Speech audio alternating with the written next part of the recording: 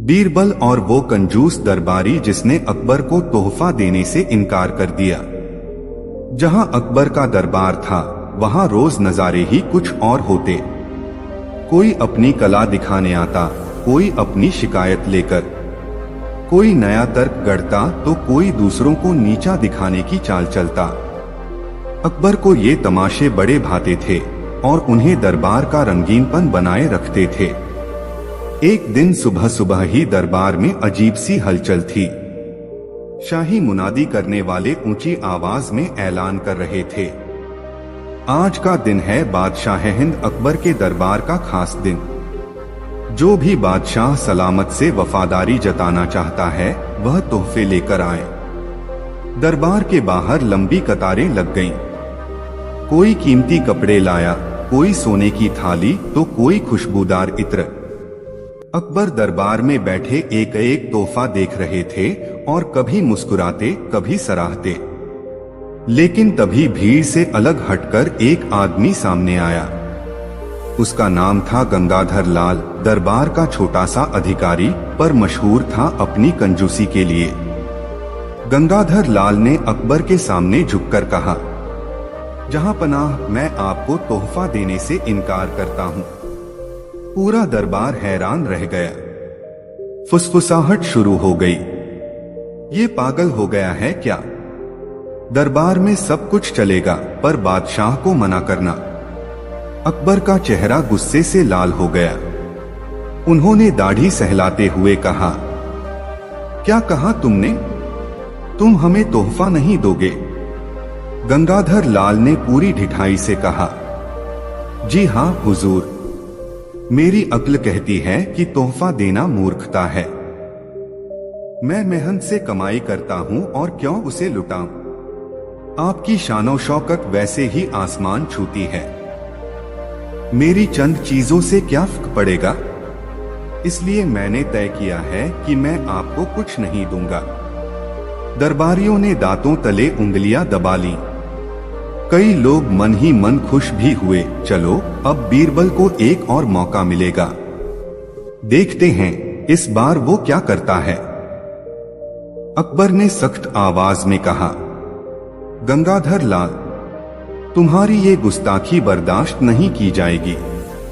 पर मैं सजा देने से पहले बीरबल की राय सुनना चाहता हूं। बीरबल, बताओ, ऐसे दरबारी के साथ क्या करना चाहिए जो तोहफा देने से इनकार कर दे? बीरबल ने अपनी मूंछों को सहलाते हुए गहरी सांस ली और मुस्कुराकर बोले, जहां पनाह, गंगाधर लाल दरअसल कंजूस नहीं है, बल्कि उसने हमें सोचने का एक मौका दिया है।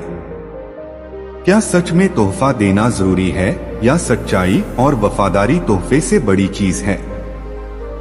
दरबार में खुसर पुसर शुरू हो गई। अकबर भी सोच में पड़ गए।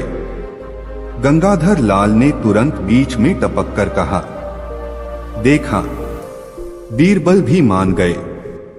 तोहफे दिखावा भर हैं।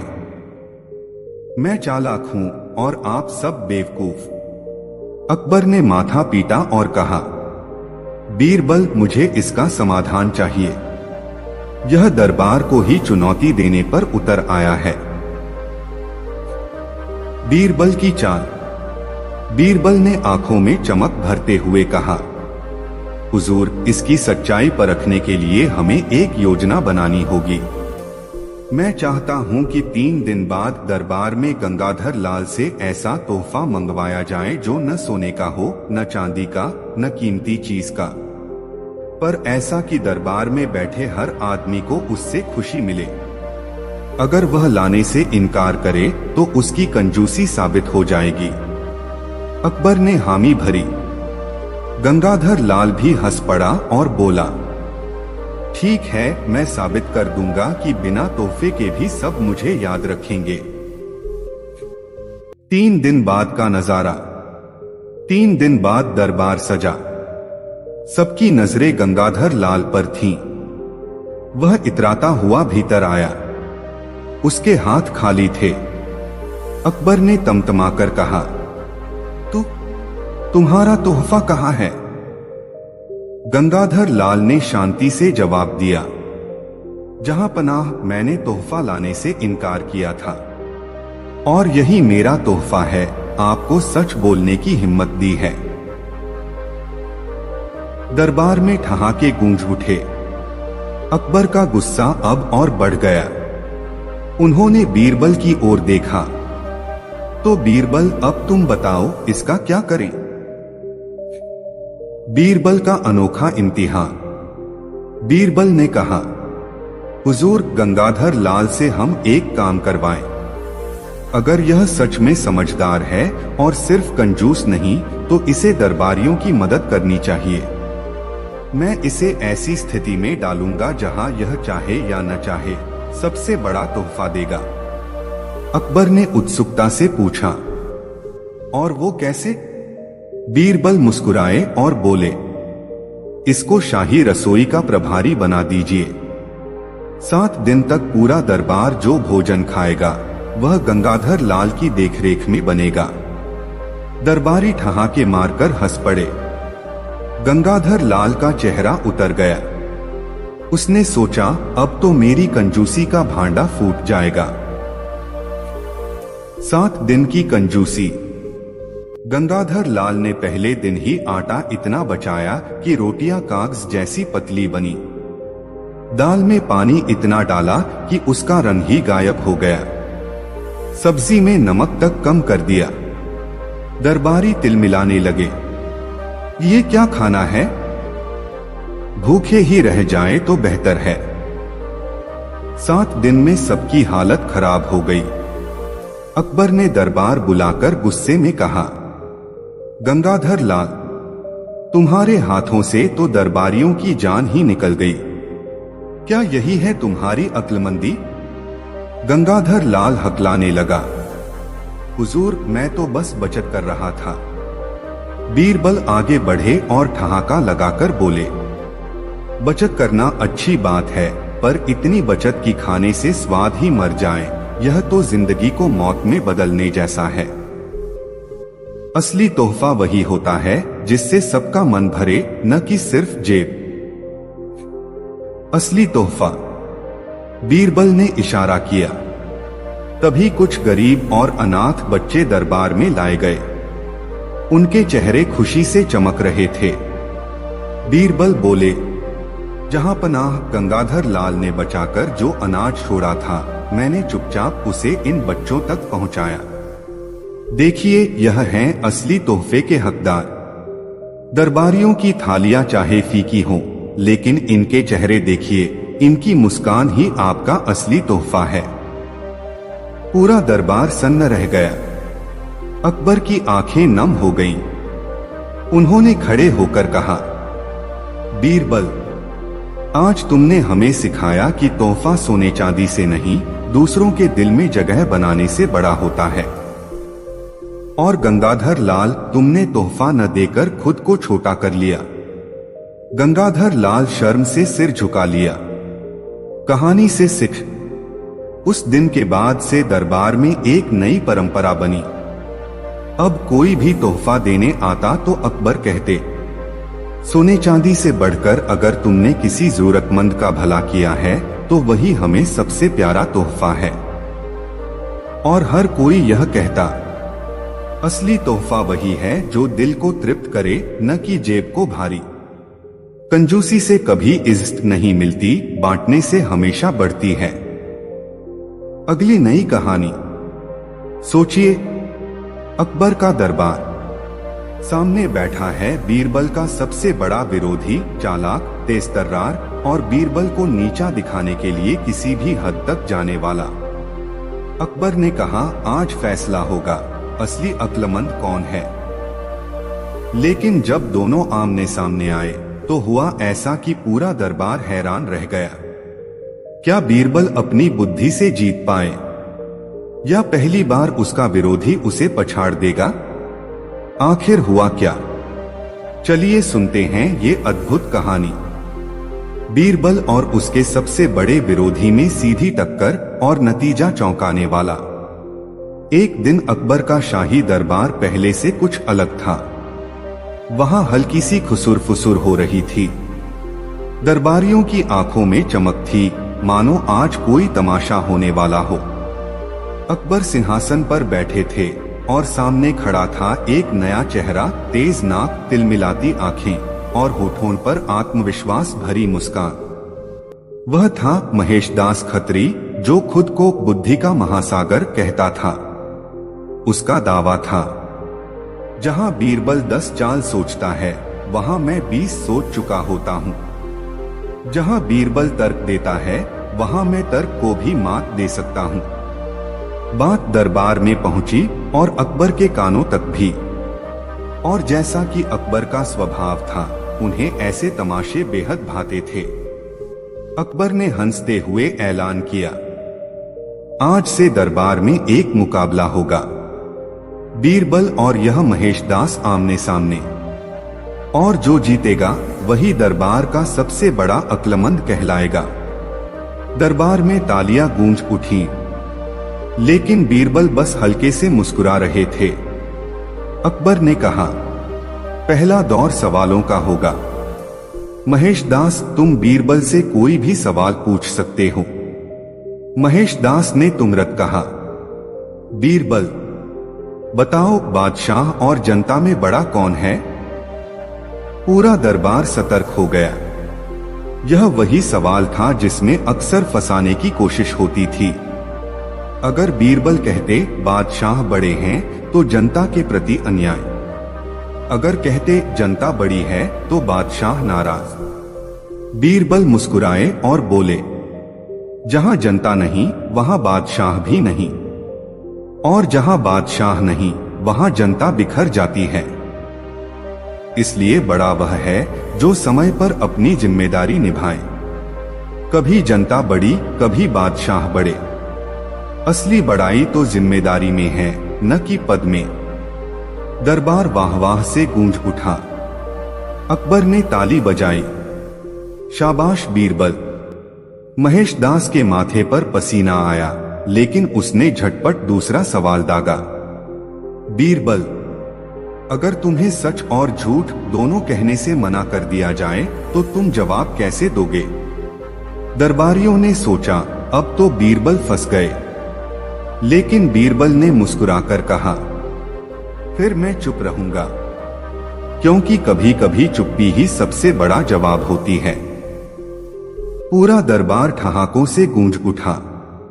अकबर ने ठहाका लगाकर कहा, वाह! बीरबल का जवाब सुनकर मुझे अपने बचपन की याद आ गई, जब गलती करता था और मां सिर्फ चुप रह जाती थी, और वही चुप्पी मुझे सबसे ज्यादा डराती थी।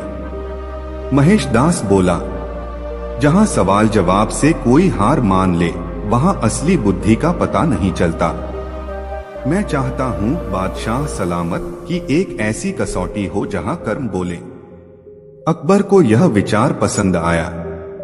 उन्होंने आदेश दिया, ठीक है, मैं तुम दोनों को एक एक थैली देता हूं। इसमें समान सोने के सिक्के हैं। तुम दोनों को 7 दिन का समय है। इन सिक्कों से कुछ ऐसा काम करो जिससे मुझे साबित हो कि तुमने सबसे समझदारी से उनका उपयोग किया। बीरबल और महेशदास ने थैलियां ली और दरबार से निकल गए।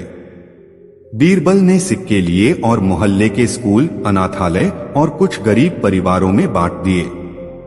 लेकिन उन्होंने सिर्फ बांटा नहीं, बल्कि एक शर्त रखी, इन सिक्कों से कोई नया बीज खरीदो और अपने आंगन में लगाओ। जब पौधा निकलेगा तो उसकी पहली हरी पत्ती मुझे दिखाना। गांव वाले हैरान थे, लेकिन उन्होंने वैसा ही किया। महेशदास ने सोचा, यह तो सोने के सिक्के हैं, इन्हें बांटकर मैं मूर्ख नहीं बनूंगा। मैं इन्हें सूद पर चढ़ाऊंगा और 7 दिन में दोगुने कर दूंगा। फिर सबको दिखाऊंगा कि असली अक्ल तो मेरे पास है। उसने सिक्के व्यापारियों को सूद पर दे दिए। 7 दिन में उसे अतिरिक्त लाभ भी मिला। अकबर सिंहासन पर बैठे थे। पहले महेशदास आगे आया। उसने गर्व से कहा, जहां बीरबल ने सिक्के बर्बाद कर दिए होंगे, वहां मैंने इन्हें बढ़ा दिया है। देखिए, मेरी थैली अब पहले से भारी है। अकबर प्रभावित हुए। वाह, सचमुच तुमने बढ़िया काम किया। अब बारी आई बीरबल की। बीरबल ने मुस्कुराकर कहा, जहां सिक्के वापस लाना ही उद्देश्य होता, वहां तो महेशदास ने जीत लिया, लेकिन मैंने सिक्कों को जमीन में बो दिया है। दरबार हक्का बक्का रह गया। अकबर ने भौहें चढ़ाई। सिक्के बो दिए? तुम पागल हो गए हो क्या बीरबल? बीरबल ने ताली बजाई। दरबार में कई गांव वाले आए, उनके हाथों में हरी हरी पत्तियां थीं। बीरबल बोला, ये देखिए बादशाह सलामत, इन पौधों की पहली पत्तियां। आज से सालों तक ये पौधे बढ़ेंगे, फल देंगे, छाया देंगे। सिक्के वापस नहीं आए, लेकिन उनसे हजारों सिक्कों से बड़ा लाभ समाज को मिलेगा। असली अक्ल वही है जो आने वाली पीढ़ियों का भी भला करे। दरबार में सन्नाटा छा गया। फिर अचानक वाह वाह की गूंज से महल हिल गया। अकबर उठ खड़े हुए। बीरबल, तुमने एक बार फिर साबित कर दिया कि अक्ल सिर्फ सिक्कों में नहीं बल्कि सोच में होती है। महेशदास, तुम्हारी चालाकी सराहनीय है, पर बीरबल की दृष्टि कहीं आगे की है। महेशदास तिलमिलाकर बोला, पर बादशाह सलामत, मैंने तो आपके खजाने को बढ़ाया है और बीरबल ने सिक्के खो दिए। बीरबल ने मुस्कुराकर कहा, खजाने में सिक्के बढ़ाना आसान है, लेकिन जनता के दिल में बादशाह की इज्जत बढ़ाना मुश्किल। मैंने वही किया है।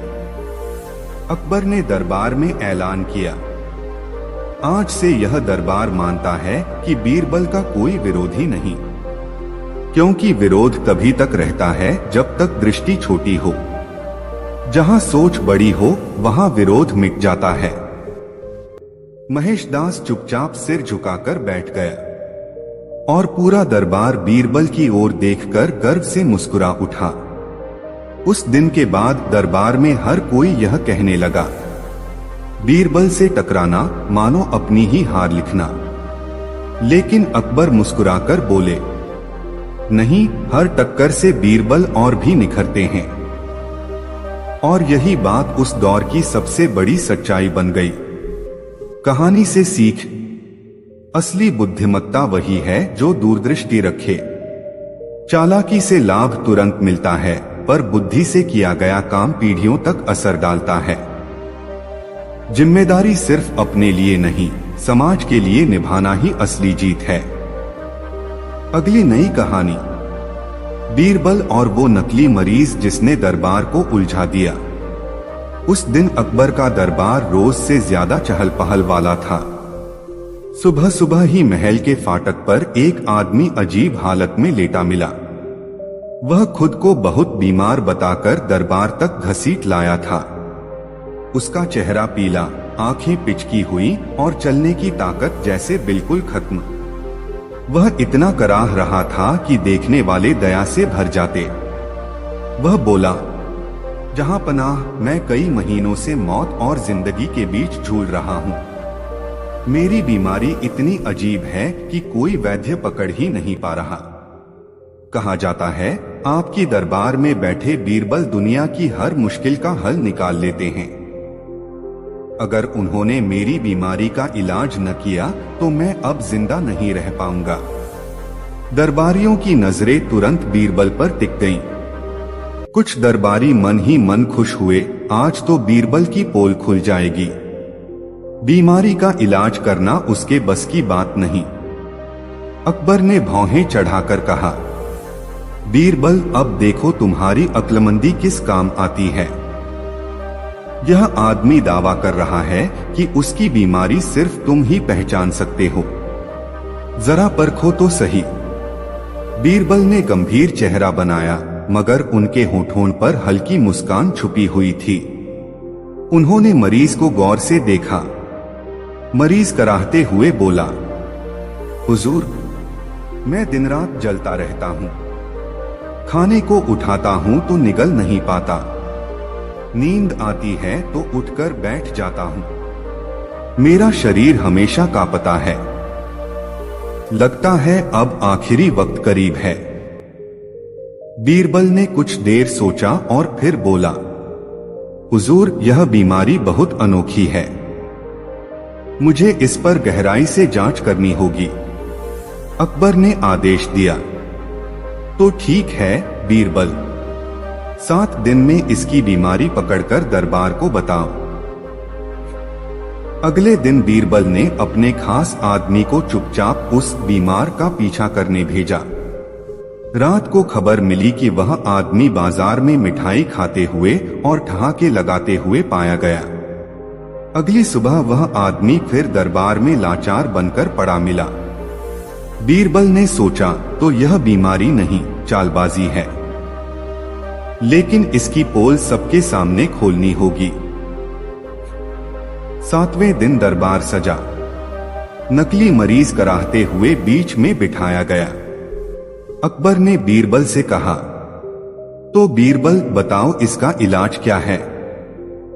बीरबल ने सिर झुकाकर गंभीर आवाज में कहा, जहां पनाह, इसकी बीमारी बहुत ही खतरनाक है। इस पर कोई औषधि काम नहीं करेगी। इसका एक ही इलाज है। दरबार में सन्नाटा छा गया। अकबर ने उत्सुक होकर पूछा, और वो इलाज क्या है? बीरबल ने हंसते हुए कहा, हुजूर, इसे 7 दिन भूखा रखिए। जो आदमी रात को मिठाई खा सकता है, उसे दरबार में लाचार बनने की बीमारी लग ही नहीं सकती। पूरा दरबार ठहाकों से गूंज उठा। नकली मरीज का चेहरा उतर गया। अकबर ने गुस्से से पूछा, क्या ये सच है? मरीज सकपकाकर बोला, हुजूर, मैं तो बस दरबार से कुछ इनाम पाना चाहता था। सोचा बीरबल को उलझाऊंगा तो नाम भी होगा और फायदा भी। अकबर ने डांटकर कहा, तुम्हारी ये हरकत पूरे दरबार को मूर्ख बनाने की कोशिश थी। इसकी सजा तुम्हें जरूर मिलेगी। लेकिन सबसे बड़ी सजा यह है कि आज से दरबार में हर कोई तुम्हें नकली मरीज कहकर बुलाएगा। पूरा दरबार हंस पड़ा। बीरबल की ओर देखकर अकबर ने कहा, एक बार फिर तुमने चालाकी को मात देकर सच सामने ला दिया। दरबार को अब समझ आ गया कि असली बीमारी क्या है, लालच और धोखा। बीरबल मुस्कुराए, हुजूर, ये बीमारी अगर फैल जाए तो न वैद्य काम आए न कोई इलाज। इसलिए इससे बचने का एक ही तरीका है, ईमानदारी। अकबर ने सिर हिलाकर कहा, बिल्कुल सही कहा। उस दिन दरबार से यह संदेश निकला, नकली बहानों से फायदों की तलाश हमेशा शर्मिंदगी में बदल जाती है। सच को छुपाने की कोशिश हो सकती है, मगर बीरबल जैसी बुद्धि सामने हो तो सच छुप नहीं सकता।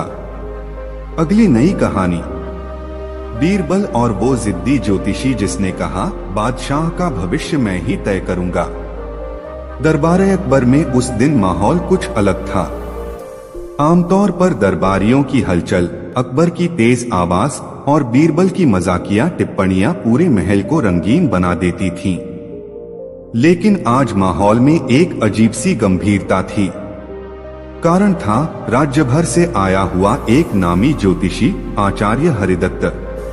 वह अपने साथ मोटा सा पंचांग, चमड़े में बंधे ताम्रपत्र और एक ऐसा आत्मविश्वास लेकर आया था जो किसी सेनापति से भी भारी लगे।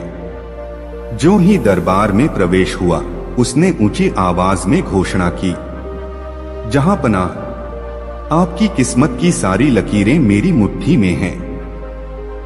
मैं ही हूं जो आपके भविष्य का सच खोल सकता हूं। जो भी कहूंगा वही आखिरी सच होगा।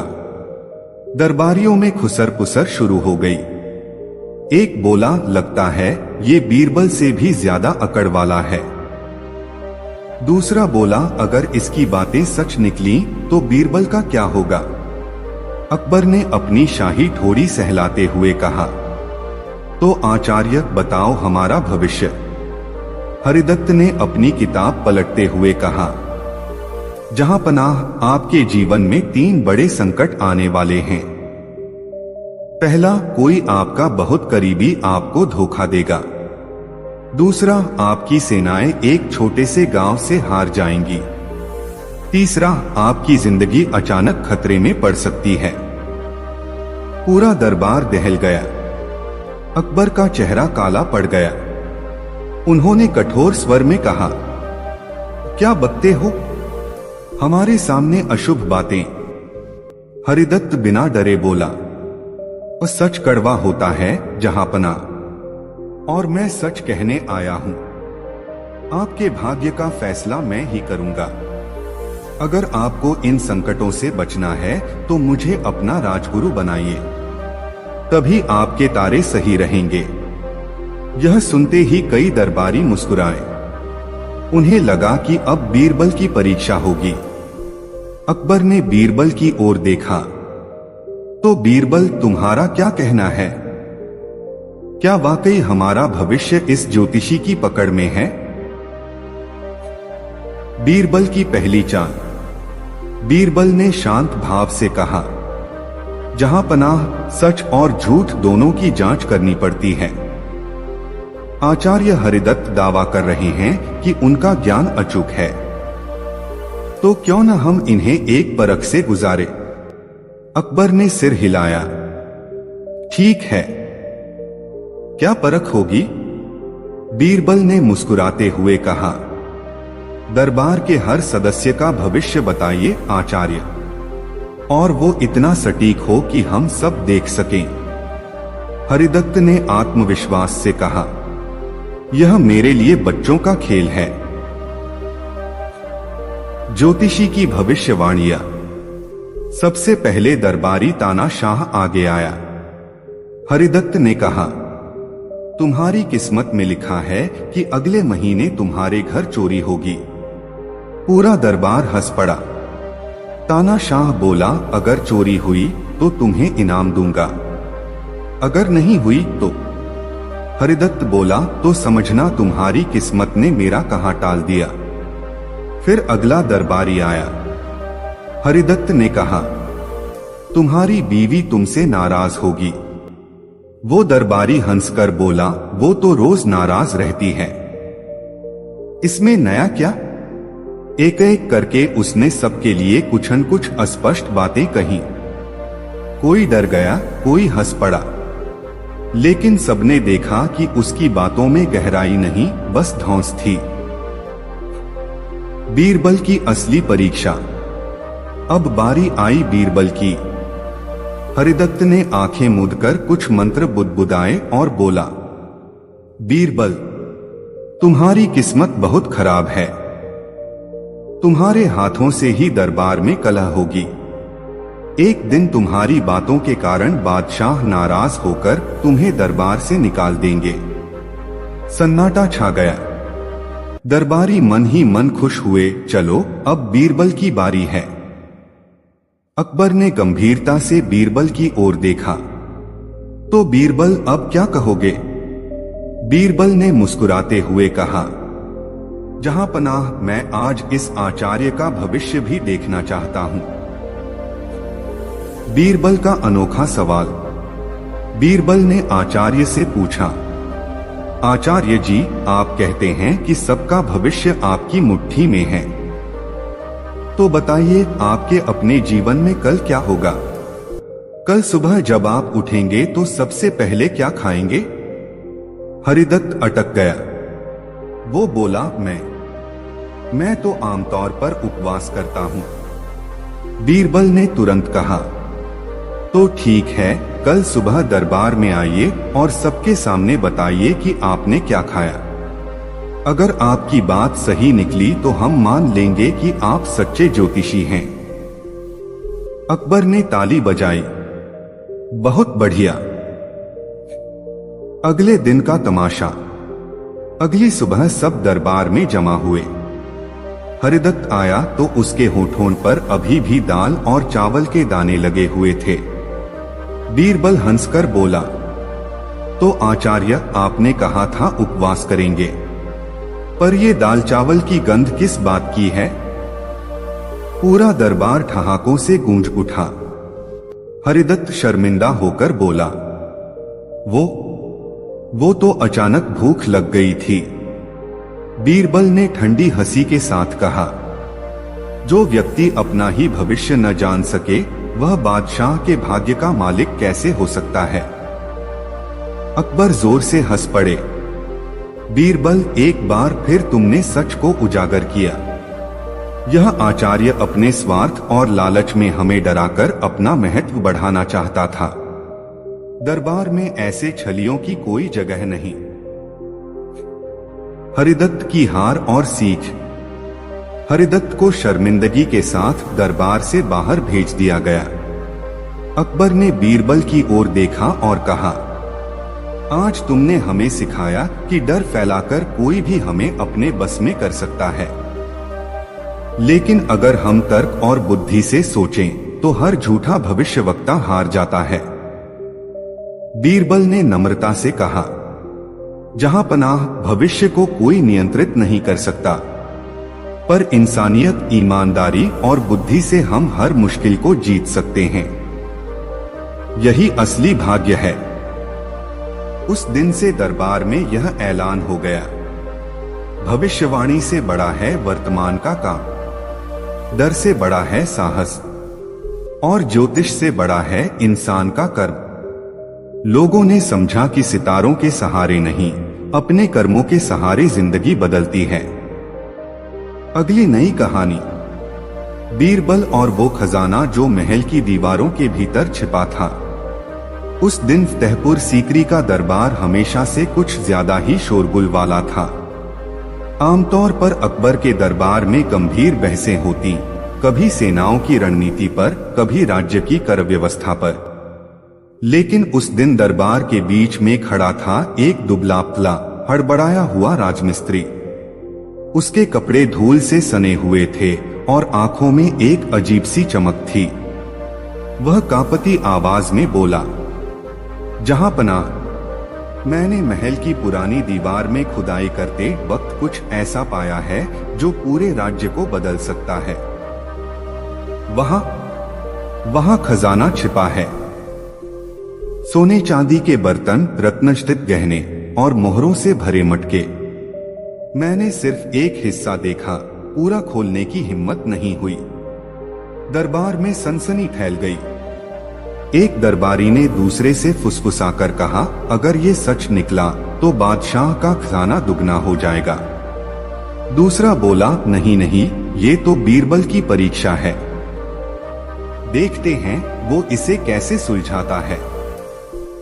अकबर ने चौकन्नी नजर से मिस्त्री की ओर देखा और कहा, तो तुम कहना चाहते हो कि हमारे महल की दीवारों में कोई राज छुपा है, और अगर है तो हमें किसे सौंपना चाहिए?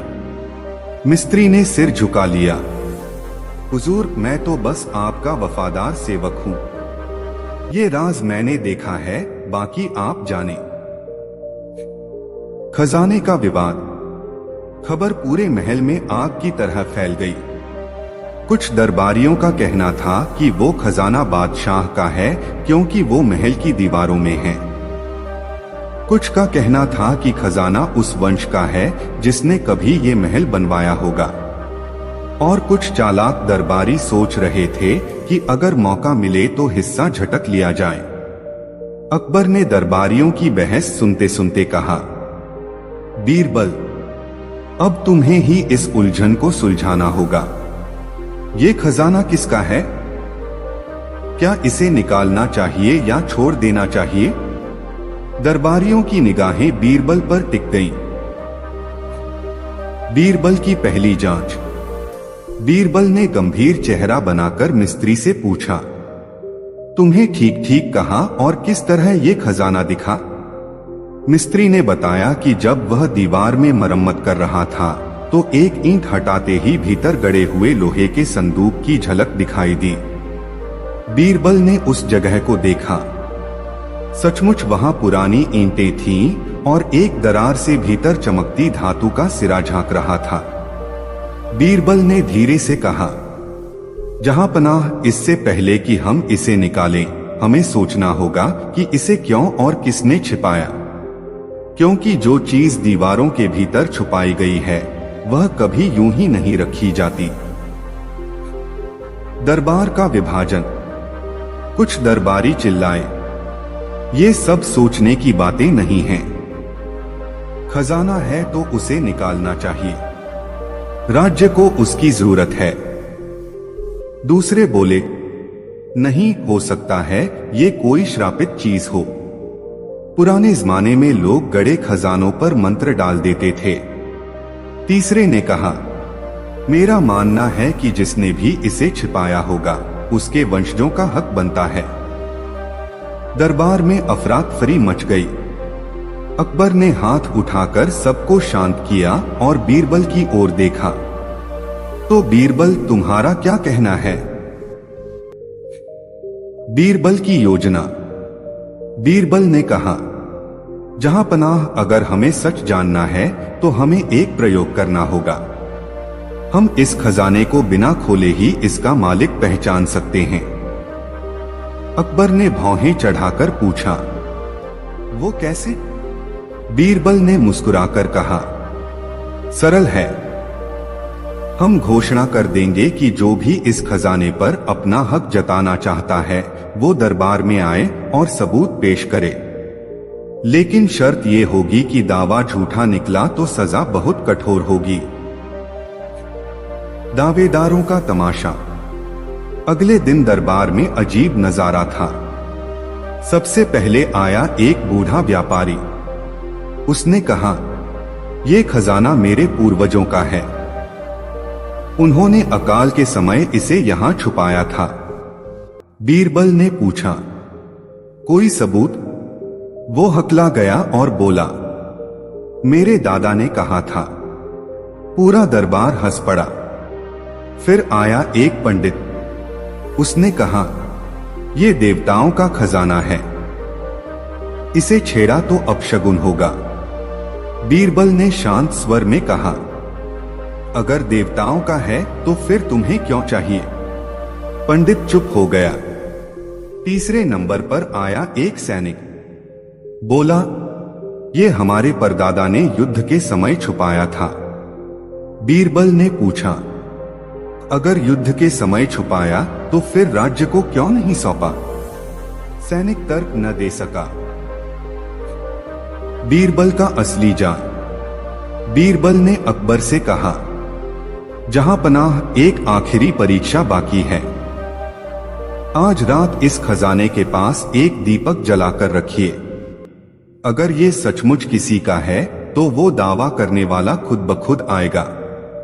अकबर ने आदेश दिया और रात को गुप्त पहरेदार रख दिए। रात के तीसरे पहर एक आदमी चुपके से वहां पहुंचा और दीवार के पास खोदने लगा। पहरेदारों ने पकड़ लिया। सुबह उसे दरबार में लाया गया। वो वही राजमिस्त्री था जिसने सबसे पहले खजाने की खबर दी थी। सच्चाई का खुलासा। बीरबल ने मुस्कुराते हुए कहा, जहां पनाह, यही असली दोषी है। इसने खुद ही खजाना देखा लेकिन उसे पाने के लिए चाल चली। पहले दरबार को डराया, फिर दावेदारों की भीड़ में से सही मौका तलाशना चाहा। रात को जब सोचा कि सबको बेवकूफ बना चुका है तो खुद ही चोरी करने पहुंच गया। राजमिस्त्री रोने लगा और बोला, हुजूर, लालच ने मुझे अंधा कर दिया था। मेरी नीयत गलत थी, माफी चाहता हूं। अकबर ने गुस्से में कहा, तेरी सजा यही है कि तू राज्य की सेवा करेगा, लेकिन खजाने से तेरा कोई हक नहीं। खजाना राज्य की संपत्ति है और जनता की भलाई में ही लगेगा। बीरबल की सीख। बीरबल ने दरबारियों की ओर देखते हुए कहा, जहां पनाह, खजाने को छुपाने से बड़ा खजाना है सच्चाई और ईमानदारी। अगर हर कोई अपनी चालाकी से हक जताने लगे तो समाज बिखर जाएगा। असली दौलत तो मेहनत और नियत से बनती है, दीवारों में छिपे संदूक से नहीं। अकबर ने मुस्कुराते हुए कहा, बीरबल, आज फिर तुमने साबित कर दिया कि तुम्हारी बुद्धि किसी भी खजाने से बड़ी है। पूरा दरबार तालियों और हंसी से गूंज उठा। कहानी से सीख। उस दिन से लोगों को यह सबक मिला, लालच इंसान को सच से दूर कर देता है। जो मेहनत से कमाया गया है वही असली खजाना है। चालाकी से पाया गया धन अंत में शर्मिंदगी ही लाता है। अगली नई कहानी, बीरबल और वो जज्बाती कवि जिसने बादशाह से इनाम लेने के लिए पूरी अदालत को रुला दिया। फतेहपुर सीकरी का दरबार उस दिन कुछ अलग ही रौनक लिए हुए था। सुबह की किरणें संगमरमर की दीवारों से टकराकर पूरे महल को सुनहरी बना रही थीं और अकबर बादशाह अपने सिंहासन पर मुस्कुराते हुए बैठे थे। दरबारियों के चेहरों पर उम्मीद की चमक थी, क्योंकि आज दरबार में आने वाला था एक नया चेहरा, एक कवि जिसकी चर्चा कई दिनों से बाजारों और गलियों में गूंज रही थी। कहा जाता था कि उस कवि की आवाज सुनते ही कठोर से कठोर दिल पिघल जाता है। उसकी कविताएं ऐसी थीं कि उन्हें सुनकर लोग हंसते भी और रोते भी। लोग कहते थे कि उसकी हर कविता में इतना दर्द और भाव होता है कि सुनने वाले अपने अपने दुख भूल जाते हैं। जैसे ही वह कवि दरबार में दाखिल हुआ, सबकी निगाहें उसकी ओर घूम गईं। दुबला पतला शरीर, फटेहाल कपड़े, हाथ में बांसुरी सी लंबी कलम और गले में एक पुरानी माला। उसके चेहरे पर गरीबी की रेखाएं साफ दिख रही थीं, लेकिन आंखों में गजब का आत्मविश्वास। उसने बादशाह को सलाम किया और बोला, जहां पनाह, मैं आपकी अदालत में अपना हुनर पेश करने आया हूं। अगर आपको लगे कि मेरी कविता दिल को छू सके तो मुझे इनाम दीजिए, वरना मैं यह मानकर चला जाऊंगा कि मेरे शब्द बेकार हैं।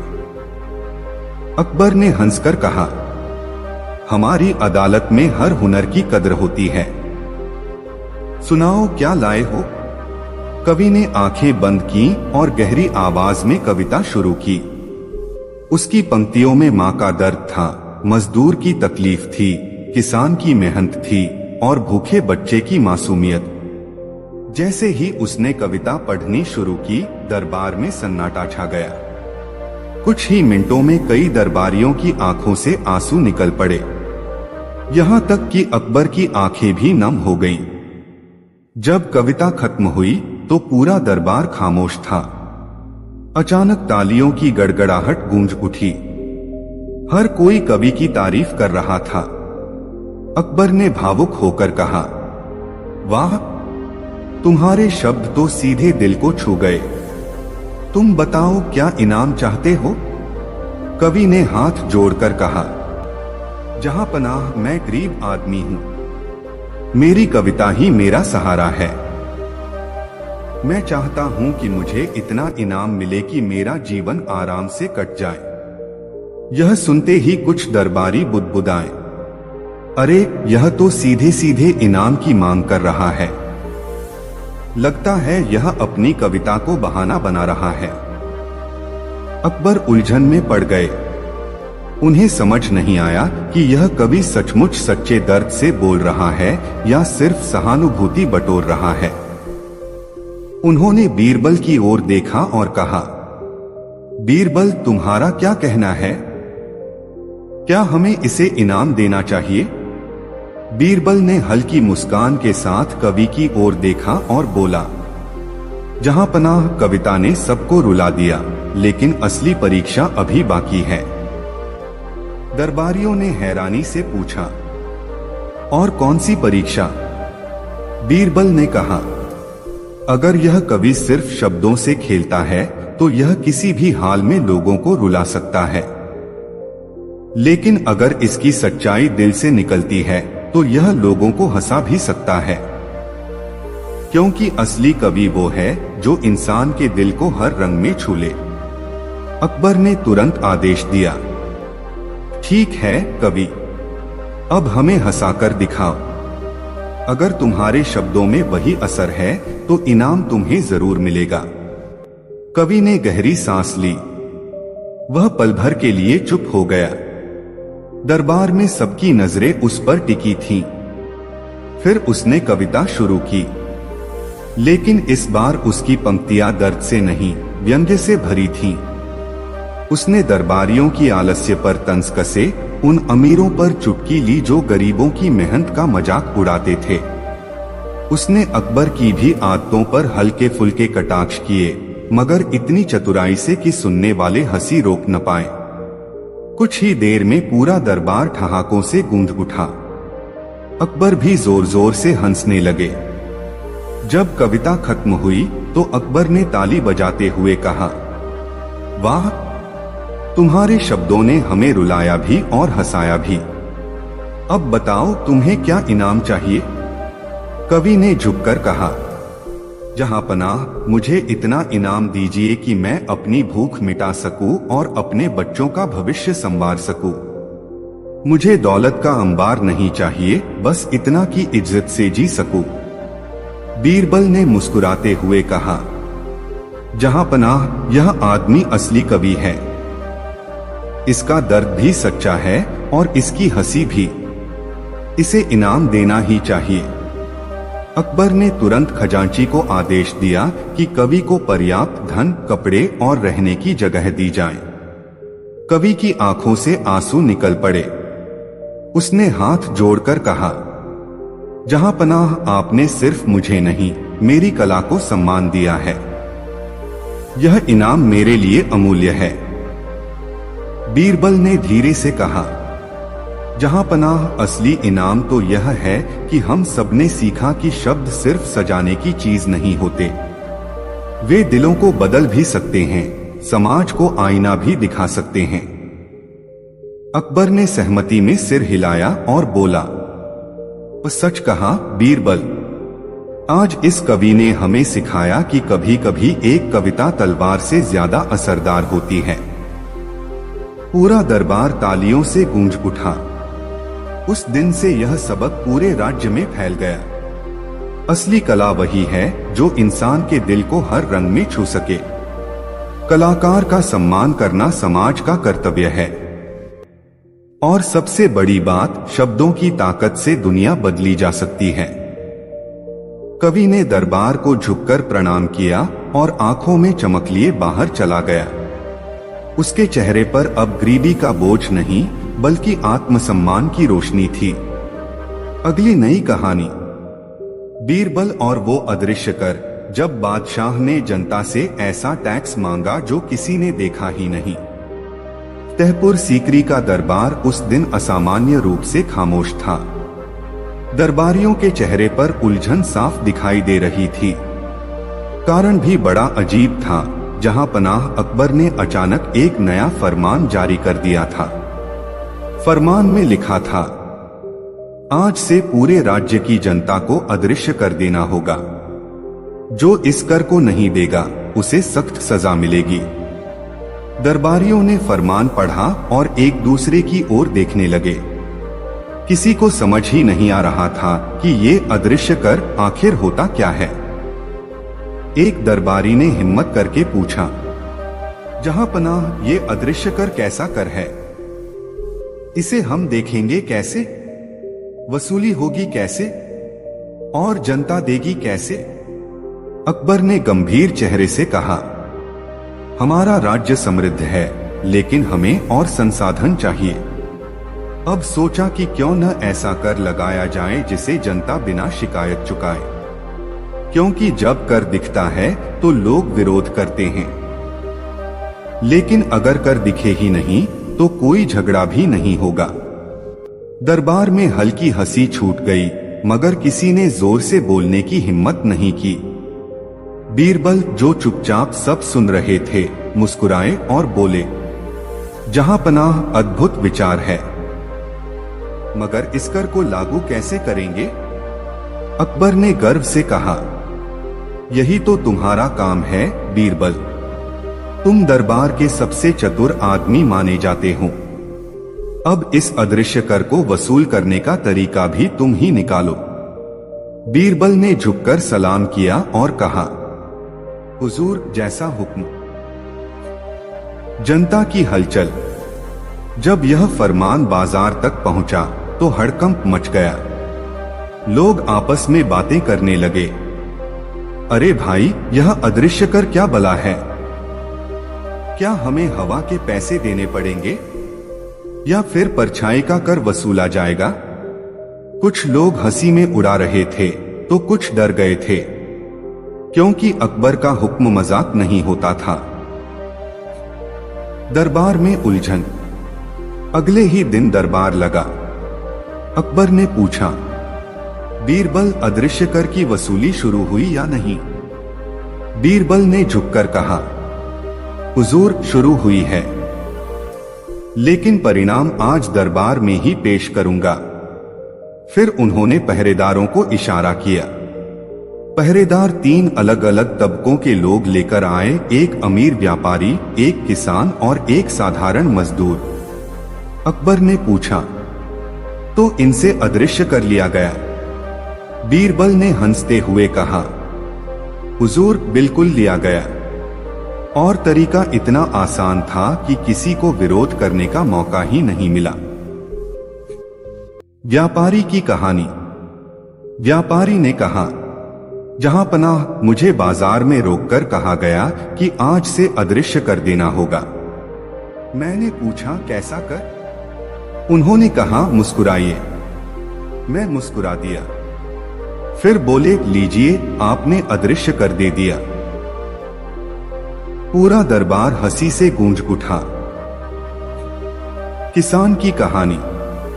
किसान बोला, मुझे खेत में जाकर कहा गया, तुम्हारी मेहनत की पसीने की बूंदें ही अदृश्य कर हैं।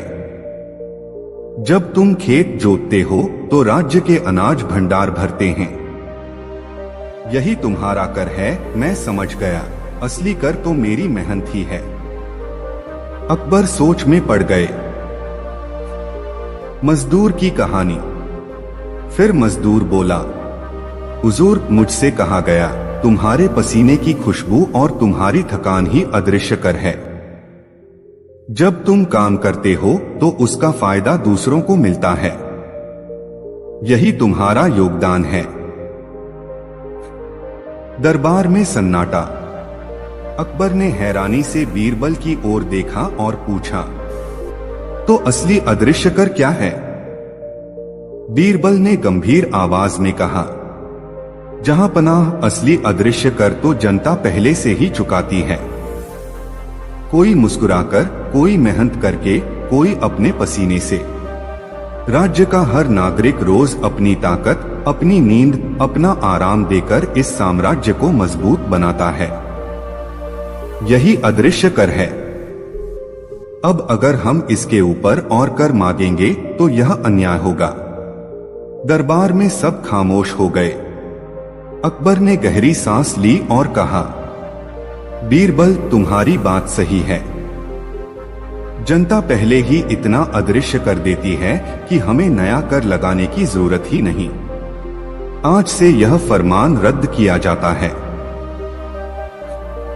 व्यंग्य और सीख। बीरबल ने मुस्कुराते हुए कहा, हुजूर, यही तो बात है। कभी कभी शासक कर को सिर्फ पैसे में गिनते हैं, मगर जनता अपना कर भावनाओं, पसीने और समय से चुकाती है।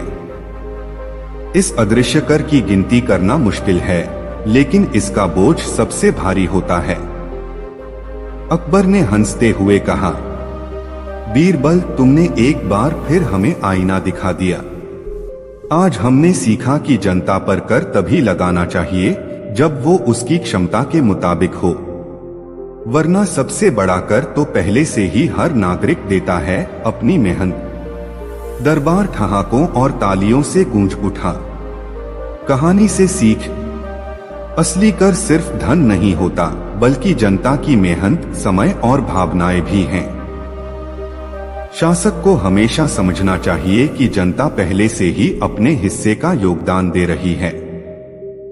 जरूरी यह नहीं कि कर दिखे, बल्कि यह कि शासक जनता का दर्द समझे। अगली नई कहानी।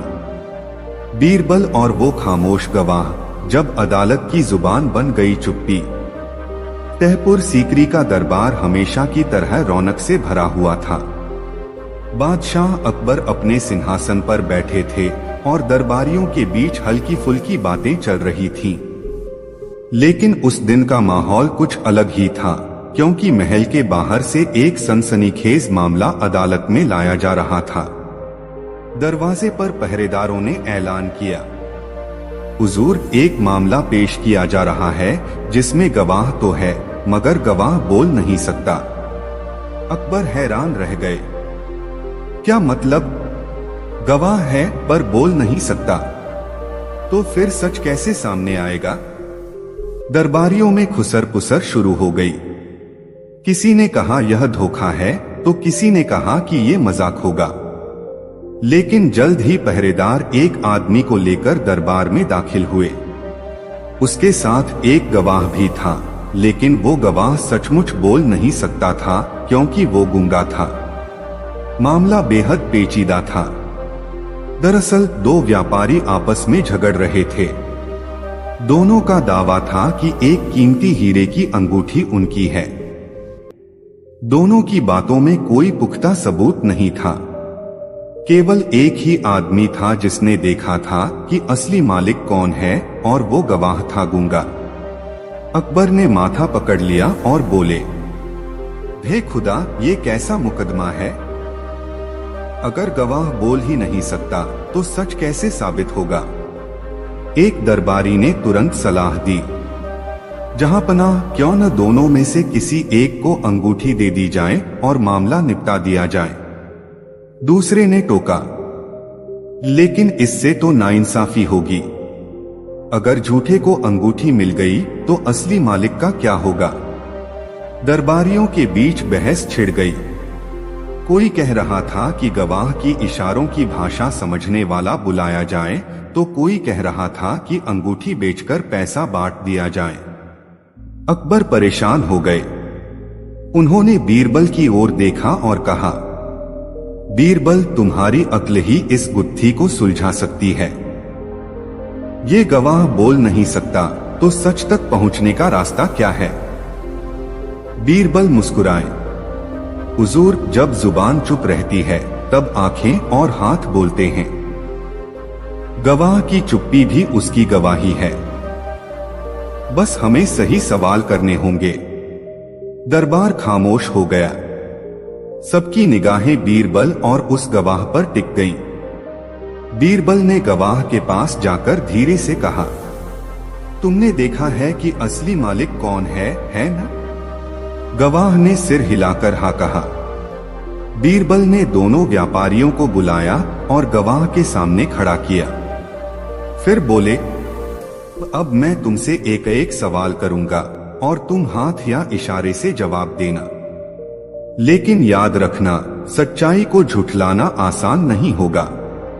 पहले उन्होंने पहला व्यापारी दिखाया और पूछा, क्या यह अंगूठी इसका है? गवाह ने हल्का सा सिर हिलाकर ना कहा। फिर दूसरे व्यापारी की ओर इशारा किया और पूछा, क्या यह अंगूठी इसका है? गवाह ने सिर झुकाकर धीरे धीरे हाँ का इशारा किया। दरबार में कुछ हलचल मची। पहला व्यापारी चिल्लाया, ये सब धोखा है। गूंगा आदमी झूठ बोल सकता है। बीरबल मुस्कुराए और बोले, गूंगा आदमी झूठ बोल सकता है? मगर कैसे? जब उसकी आवाज ही नहीं है तो झूठ का अभिनय करने के लिए उसे अपने पूरे शरीर का सहारा लेना पड़ता है, और ऐसा अभिनय करना उतना आसान नहीं। फिर उन्होंने गवाह की ओर देखा और पूछा, तुम सचमुच इस अंगूठी के मालिक को पहचानते हो? गवाह ने हाथ जोड़कर सिर झुका दिया। उसकी आंखों में विश्वास की चमक थी। बीरबल ने पहला व्यापारी की ओर देखा और बोले, अगर अंगूठी तुम्हारी है तो इसे पहनकर दिखाओ। व्यापारी ने तुरंत अंगूठी उंगली में डाली, लेकिन अंगूठी उसकी उंगली में बिल्कुल फिट नहीं आई। या तो ढीली थी या ज्यादा तंग। बीरबल ने दूसरे व्यापारी से कहा, अब तुम पहनकर दिखाओ। दूसरे व्यापारी ने अंगूठी उंगली में डाली और सबकी हैरानी के लिए अंगूठी बिल्कुल फिट आ गई। अब गवाह ने दोनों हाथ उठाकर जोर से इशारा किया, जैसे कहना चाहता हो यही असली मालिक है। दरबार में तालियां बज उठी। अकबर ने राहत की सांस ली और मुस्कुराते हुए कहा, बीरबल, तुमने आज फिर अदालत को बचा लिया। गवाह ने आवाज से नहीं मगर अपने इशारों और सच्चाई से हमें न्याय दिलाया। बीरबल ने झुककर कहा, जहांपनाह, कभी कभी चुप्पी सबसे बड़ी गवाही होती है। शब्द झूठ बोल सकते हैं लेकिन आंखों और हाथों की भाषा झूठी नहीं होती। अकबर ने आदेश दिया कि अंगूठी असली मालिक को दी जाए और झूठा दावा करने वाले व्यापारी को सजा मिले।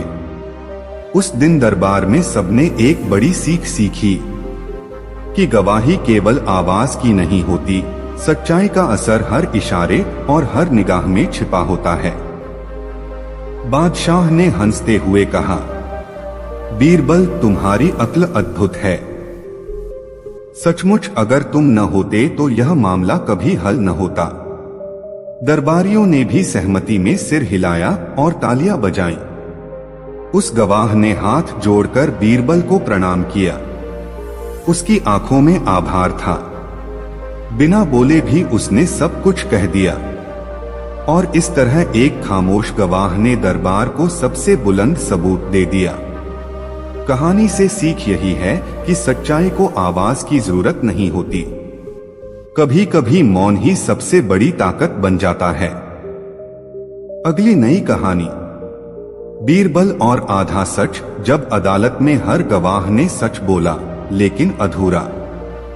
सुबह का सूरज जैसे ही यमुना नदी के तट पर चमकने लगा, आगरा शहर में हलचल मच गई। बाजारों में दुकानदार अपनी दुकानें सजा रहे थे, बच्चे गलियों में शोर मचा रहे थे और ऊंट घोड़े गाड़ियों के साथ दौड़ रहे थे। लेकिन शहर के दिल यानी अकबर के दरबार में उस दिन कुछ ऐसा घटने वाला था जिसने सबको हैरान कर देना था। दरबार भरा हुआ था। अकबर अपने सिंहासन पर बैठे थे और दरबारियों की कतार चमकते कपड़ों और चमकती तलवारों के साथ सजी थी। अचानक एक हाकिम अंदर आया और बोला, जहांपनाह, एक अजीब मुकदमा पेश हुआ है। हर गवाह सच बोल रहा है लेकिन फिर भी मामला सुलझ नहीं रहा। ऐसा लग रहा है कि सभी की गवाही पूरी नहीं, आधी अधूरी है। अकबर ने भौहें चढ़ाई। आधा सच? ये कौन सी गवाही हुई? अगर सब सच बोल रहे हैं तो फिर झगड़ा क्यों है? हाकिम ने झुककर कहा, हुजूर, मामला बड़ा ही पेचीदा है। दो पड़ोसी परिवार आपस में झगड़ पड़े हैं। दोनों कह रहे हैं कि उनके आंगन से कीमती मूर्ति चोरी हुई है और गवाह कई हैं, मगर हर गवाह केवल आधी बात बताता है। कोई पूरा सच नहीं कह रहा। दरबार में खुसर पुसर शुरू हो गई। अकबर ने ऊंची आवाज में कहा, तो फिर इन सबको अदालत में लाओ, हम खुद सुनवाई करेंगे। जल्द ही दोनों परिवार दरबार में पेश किए गए। एक तरफ पंडित रामदास खड़े थे, दूसरी तरफ उनके पड़ोसी करीम। दोनों के चेहरे पर गुस्से और अपमान का मिश्रण था। रामदास ने चिल्लाकर कहा, जहांपनाह, मूर्ति मेरी है, मेरे आंगन से गायब हुई और अब ये करीम कहता है कि वही उसका मालिक है। करीम ने पलटकर कहा, झूठ बोलता है हुजूर, वो मूर्ति मेरी दादी ने मुझे दी थी। रामदास ने ही उसे चुराया और अब उल्टा मुझ पर इल्जाम लगा रहा है। अकबर ने गहरी सांस ली और कहा, गवाह बुलाओ। पहला गवाह आया, मोहल्ले का एक बूढ़ा। उसने कहा, हुजूर, मैंने देखा था कि रात को कोई आदमी रामदास के आंगन से बाहर जा रहा था। अकबर ने पूछा, वो आदमी कौन था? बूढ़ा हिचकिचाया और बोला, हुजूर, ये तो मैंने नहीं देखा। दरबार में हल्की हंसी गूंजी। दूसरा गवाह आया, एक और पड़ोसी। उसने कहा, हुजूर, मैंने देखा कि करीम के घर की दीवार पर कोई परछाई चढ़ रही थी। अकबर ने पूछा, कौन था वो? गवाह बोला, वो तो मैं पहचान नहीं पाया, अंधेरा बहुत था। तीसरा गवाह आया, मोहल्ले का नाई। उसने कहा, हुजूर, मैंने सुबह सुबह देखा कि रामदास के आंगन में जमीन पर कुछ निशान थे, जैसे कोई भारी चीज वहां रखी गई हो। अकबर ने पूछा, तो तुमने क्या सोचा? गवाह बोला, सोच तो मैंने बहुत कुछा, मगर देखा नहीं कि किसने उठाया। दरबार अब हैरानी से भर गया। हर गवाह कुछ न कुछ सच कह रहा था, लेकिन सच अधूरा था। कोई भी पूरी तस्वीर नहीं दे रहा था। अकबर ने माथा पकड़ लिया। हे खुदा, ये कैसी गवाही है? सब आधा सच बोलते हैं, तो न्याय कैसे होगा? सारे दरबारी एक दूसरे को देखने लगे। तभी अकबर ने बीरबल की ओर देखा। बीरबल, अब तुम्हारी अक्ल ही इस गुत्थी को सुलझा सकती है। बताओ, जब सब आधा सच बोलते हो तो असली सच कैसे निकलेगा? बीरबल ने शांति से मुस्कुराया। जहां पनाह, जब हर गवाही अधूरी हो तो हमें गवाहियों को जोड़कर देखना चाहिए। जैसे अलग अलग टुकड़ों से पूरी तस्वीर बनती है, वैसे ही आधे आधे सच से असली सच सामने आता है। अकबर ने कहा, तो फिर शुरू करो, हमें असली सच चाहिए। बीरबल ने सारे गवाहों को बुलाकर बिठाया। फिर उन्होंने सबकी बातों को मिलाकर समझना शुरू किया। पहला गवाह कहता है कि उसने रामदास के आंगन से कोई आदमी निकलते देखा। दूसरा गवाह कहता है कि करीम के घर की दीवार पर परछाई चढ़ रही थी। तीसरा गवाह कहता है कि रामदास के आंगन में भारी चीज रखी गई थी। बीरबल ने सिर हिलाया और कहा, तो साफ है कि चोरी रामदास के आंगन से शुरू हुई, लेकिन चोर करीम के घर की तरफ गया और मूर्ति का वजन इतना था कि उसे रखने से निशान बन गए।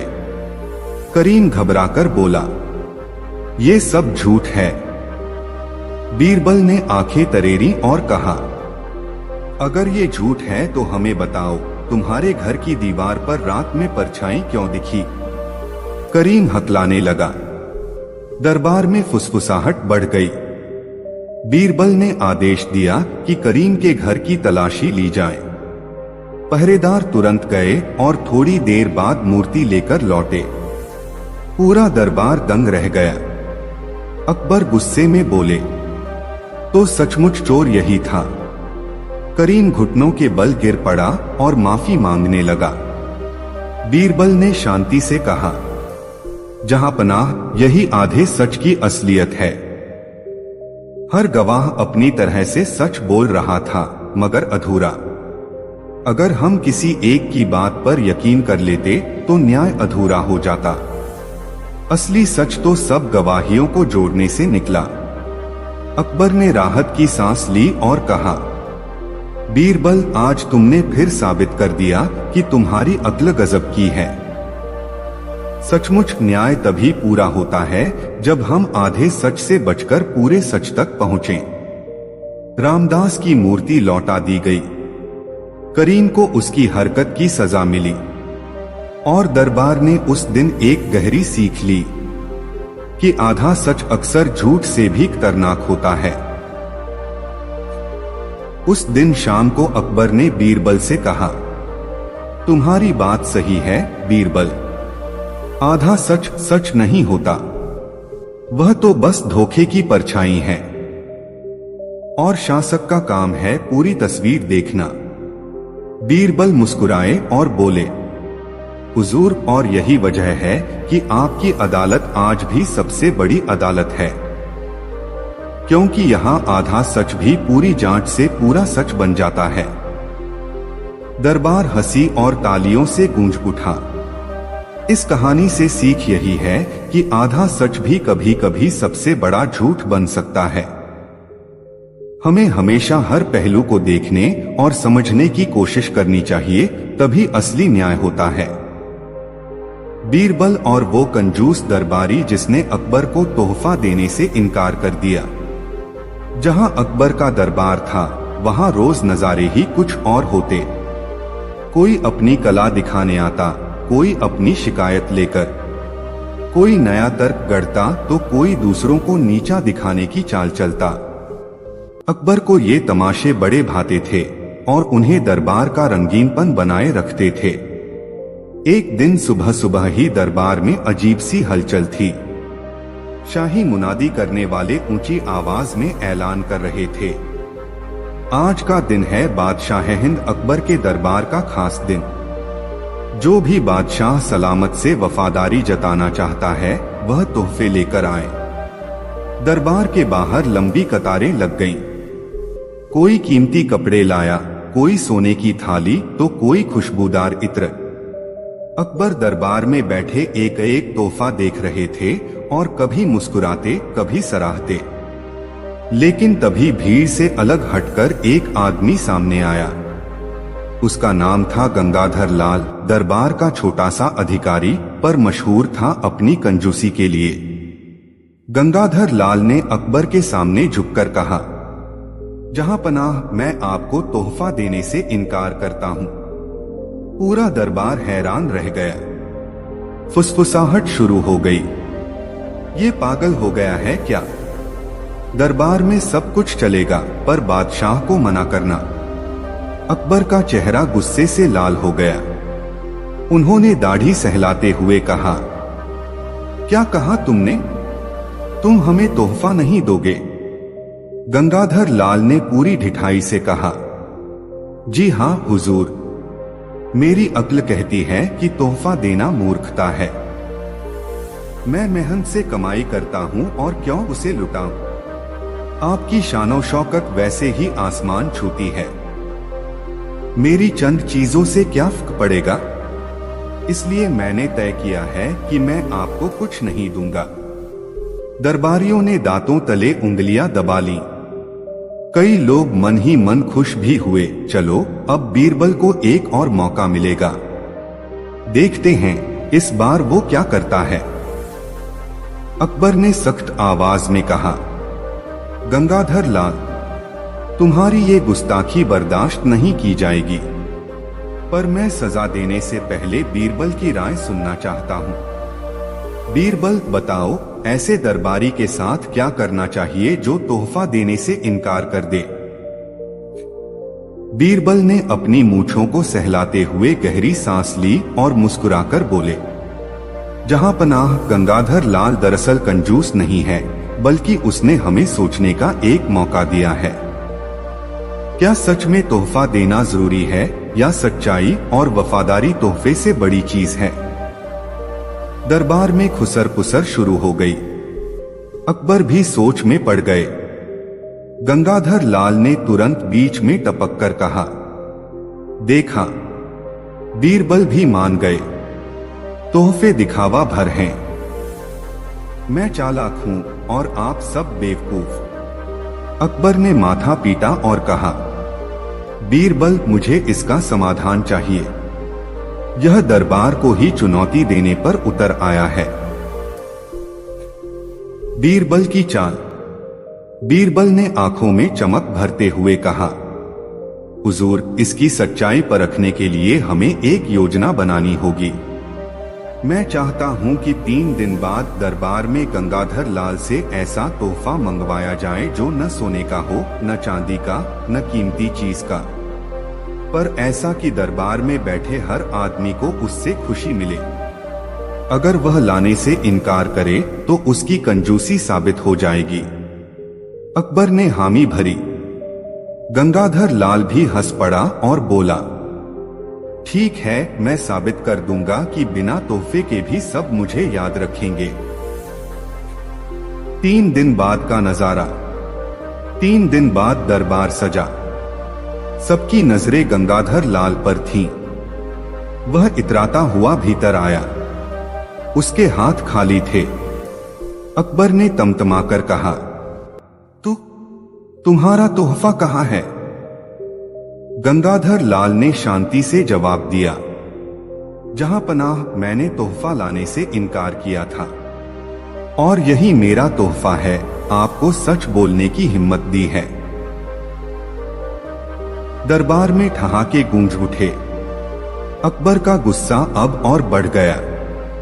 उन्होंने बीरबल की ओर देखा। तो बीरबल, अब तुम बताओ इसका क्या करें? बीरबल का अनोखा इम्तिहान। बीरबल ने कहा, हुजूर, गंगाधर लाल से हम एक काम करवाएं। अगर यह सच में समझदार है और सिर्फ कंजूस नहीं, तो इसे दरबारियों की मदद करनी चाहिए। मैं इसे ऐसी स्थिति में डालूंगा जहां यह चाहे या न चाहे सबसे बड़ा तोहफा देगा। अकबर ने उत्सुकता से पूछा, और वो कैसे? बीरबल मुस्कुराए और बोले, इसको शाही रसोई का प्रभारी बना दीजिए। 7 दिन तक पूरा दरबार जो भोजन खाएगा वह गंगाधर लाल की देखरेख में बनेगा। दरबारी ठहाके मारकर हंस पड़े। गंगाधर लाल का चेहरा उतर गया। उसने सोचा, अब तो मेरी कंजूसी का भांडा फूट जाएगा। 7 दिन की कंजूसी। गंगाधर लाल ने पहले दिन ही आटा इतना बचाया कि रोटियां कागज जैसी पतली बनी। दाल में पानी इतना डाला कि उसका रंग ही गायब हो गया। सब्जी में नमक तक कम कर दिया। दरबारी तिलमिलाने लगे। ये क्या खाना है? भूखे ही रह जाएं तो बेहतर है। 7 दिन में सबकी हालत खराब हो गई। अकबर ने दरबार बुलाकर गुस्से में कहा, गंगाधर लाल, तुम्हारे हाथों से तो दरबारियों की जान ही निकल गई। क्या यही है तुम्हारी अक्लमंदी? गंगाधर लाल हकलाने लगा। हुजूर, मैं तो बस बचत कर रहा था। बीरबल आगे बढ़े और ठहाका लगाकर बोले, बचत करना अच्छी बात है, पर इतनी बचत की खाने से स्वाद ही मर जाए, यह तो जिंदगी को मौत में बदलने जैसा है। असली तोहफा वही होता है जिससे सबका मन भरे, न कि सिर्फ जेब।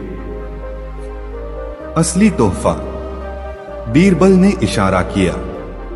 तभी कुछ गरीब और अनाथ बच्चे दरबार में लाए गए। उनके चेहरे खुशी से चमक रहे थे। बीरबल बोले, जहां पनाह गंगाधर लाल ने बचाकर जो अनाज छोड़ा था, मैंने चुपचाप उसे इन बच्चों तक पहुंचाया। देखिए, यह हैं असली तोहफे के हकदार। दरबारियों की थालियां चाहे फीकी हों, लेकिन इनके चेहरे देखिए, इनकी मुस्कान ही आपका असली तोहफा है। पूरा दरबार सन्न रह गया। अकबर की आंखें नम हो गईं। उन्होंने खड़े होकर कहा, बीरबल, आज तुमने हमें सिखाया कि तोहफा सोने चांदी से नहीं, दूसरों के दिल में जगह बनाने से बड़ा होता है। और गंगाधर लाल, तुमने तोहफा न देकर खुद को छोटा कर लिया। गंगाधर लाल शर्म से सिर झुका लिया। कहानी से सीख। उस दिन के बाद से दरबार में एक नई परंपरा बनी। अब कोई भी तोहफा देने आता तो अकबर कहते, सोने चांदी से बढ़कर अगर तुमने किसी जरूरतमंद का भला किया है तो वही हमें सबसे प्यारा तोहफा है। और हर कोई यह कहता, असली तोहफा वही है जो दिल को तृप्त करे, न कि जेब को भारी। कंजूसी से कभी इज्जत नहीं मिलती, बांटने से हमेशा बढ़ती है। अगली नई कहानी। सोचिए, अकबर का दरबार। सामने बैठा है बीरबल का सबसे बड़ा विरोधी, चालाक, तेजतर्रार और बीरबल को नीचा दिखाने के लिए किसी भी हद तक जाने वाला। अकबर ने कहा, आज फैसला होगा, असली अक्लमंद कौन है। लेकिन जब दोनों आमने सामने आए तो हुआ ऐसा कि पूरा दरबार हैरान रह गया। क्या बीरबल अपनी बुद्धि से जीत पाए, या पहली बार उसका विरोधी उसे पछाड़ देगा? आखिर हुआ क्या? चलिए सुनते हैं ये अद्भुत कहानी।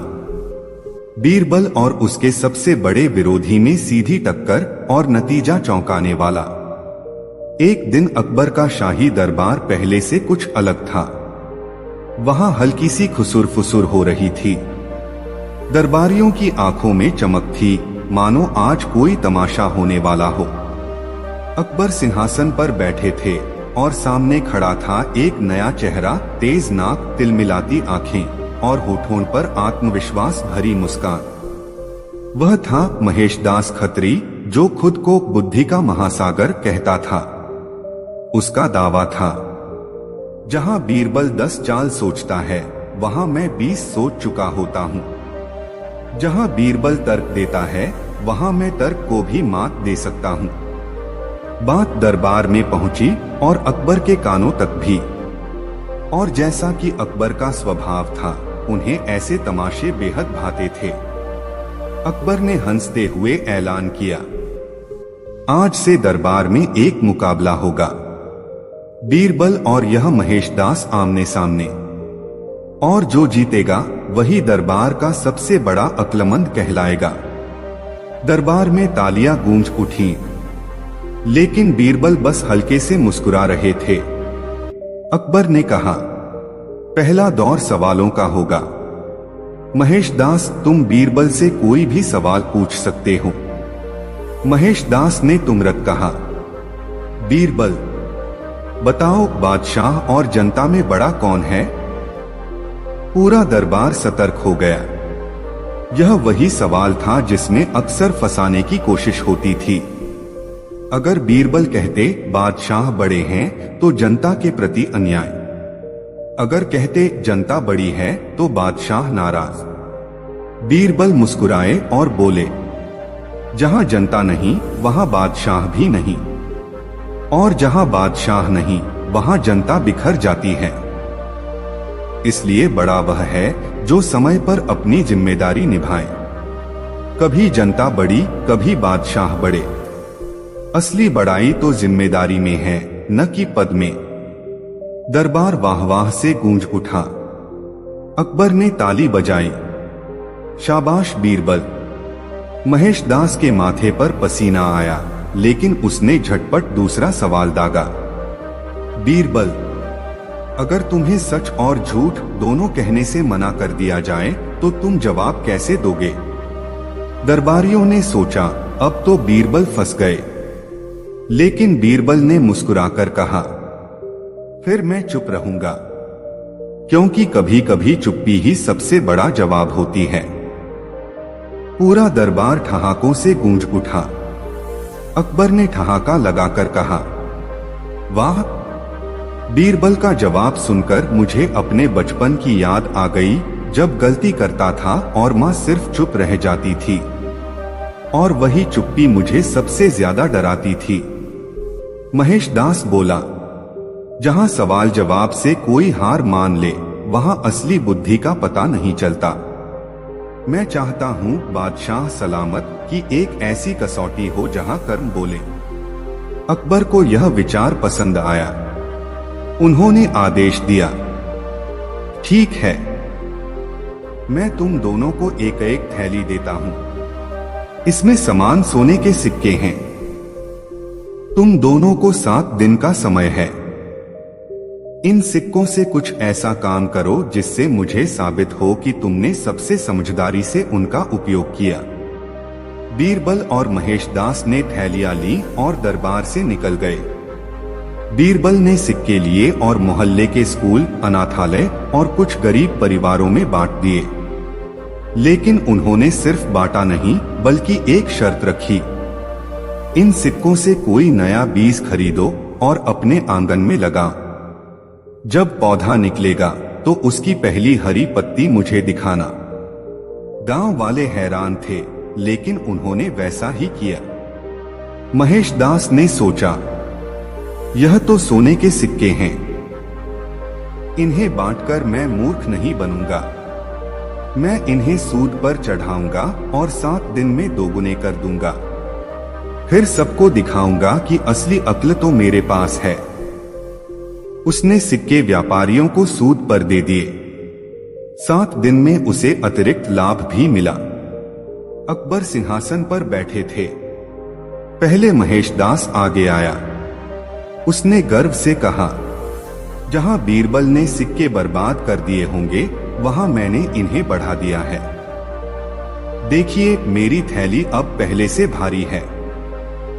अकबर प्रभावित हुए। वाह, सचमुच तुमने बढ़िया काम किया। अब बारी आई बीरबल की। बीरबल ने मुस्कुराकर कहा, जहां सिक्के वापस लाना ही उद्देश्य होता, वहां तो महेशदास ने जीत लिया, लेकिन मैंने सिक्कों को जमीन में बो दिया है। दरबार हक्का बक्का रह गया। अकबर ने भौहें चढ़ाई। सिक्के बो दिए? तुम पागल हो गए हो क्या बीरबल? बीरबल ने ताली बजाई। दरबार में कई गांव वाले आए, उनके हाथों में हरी हरी पत्तियां थीं। बीरबल बोला, ये देखिए बादशाह सलामत, इन पौधों की पहली पत्तियां। आज से सालों तक ये पौधे बढ़ेंगे, फल देंगे, छाया देंगे। सिक्के वापस नहीं आए, लेकिन उनसे हजारों सिक्कों से बड़ा लाभ समाज को मिलेगा। असली अक्ल वही है जो आने वाली पीढ़ियों का भी भला करे। दरबार में सन्नाटा छा गया। फिर अचानक वाह वाह की गूंज से महल हिल गया। अकबर उठ खड़े हुए।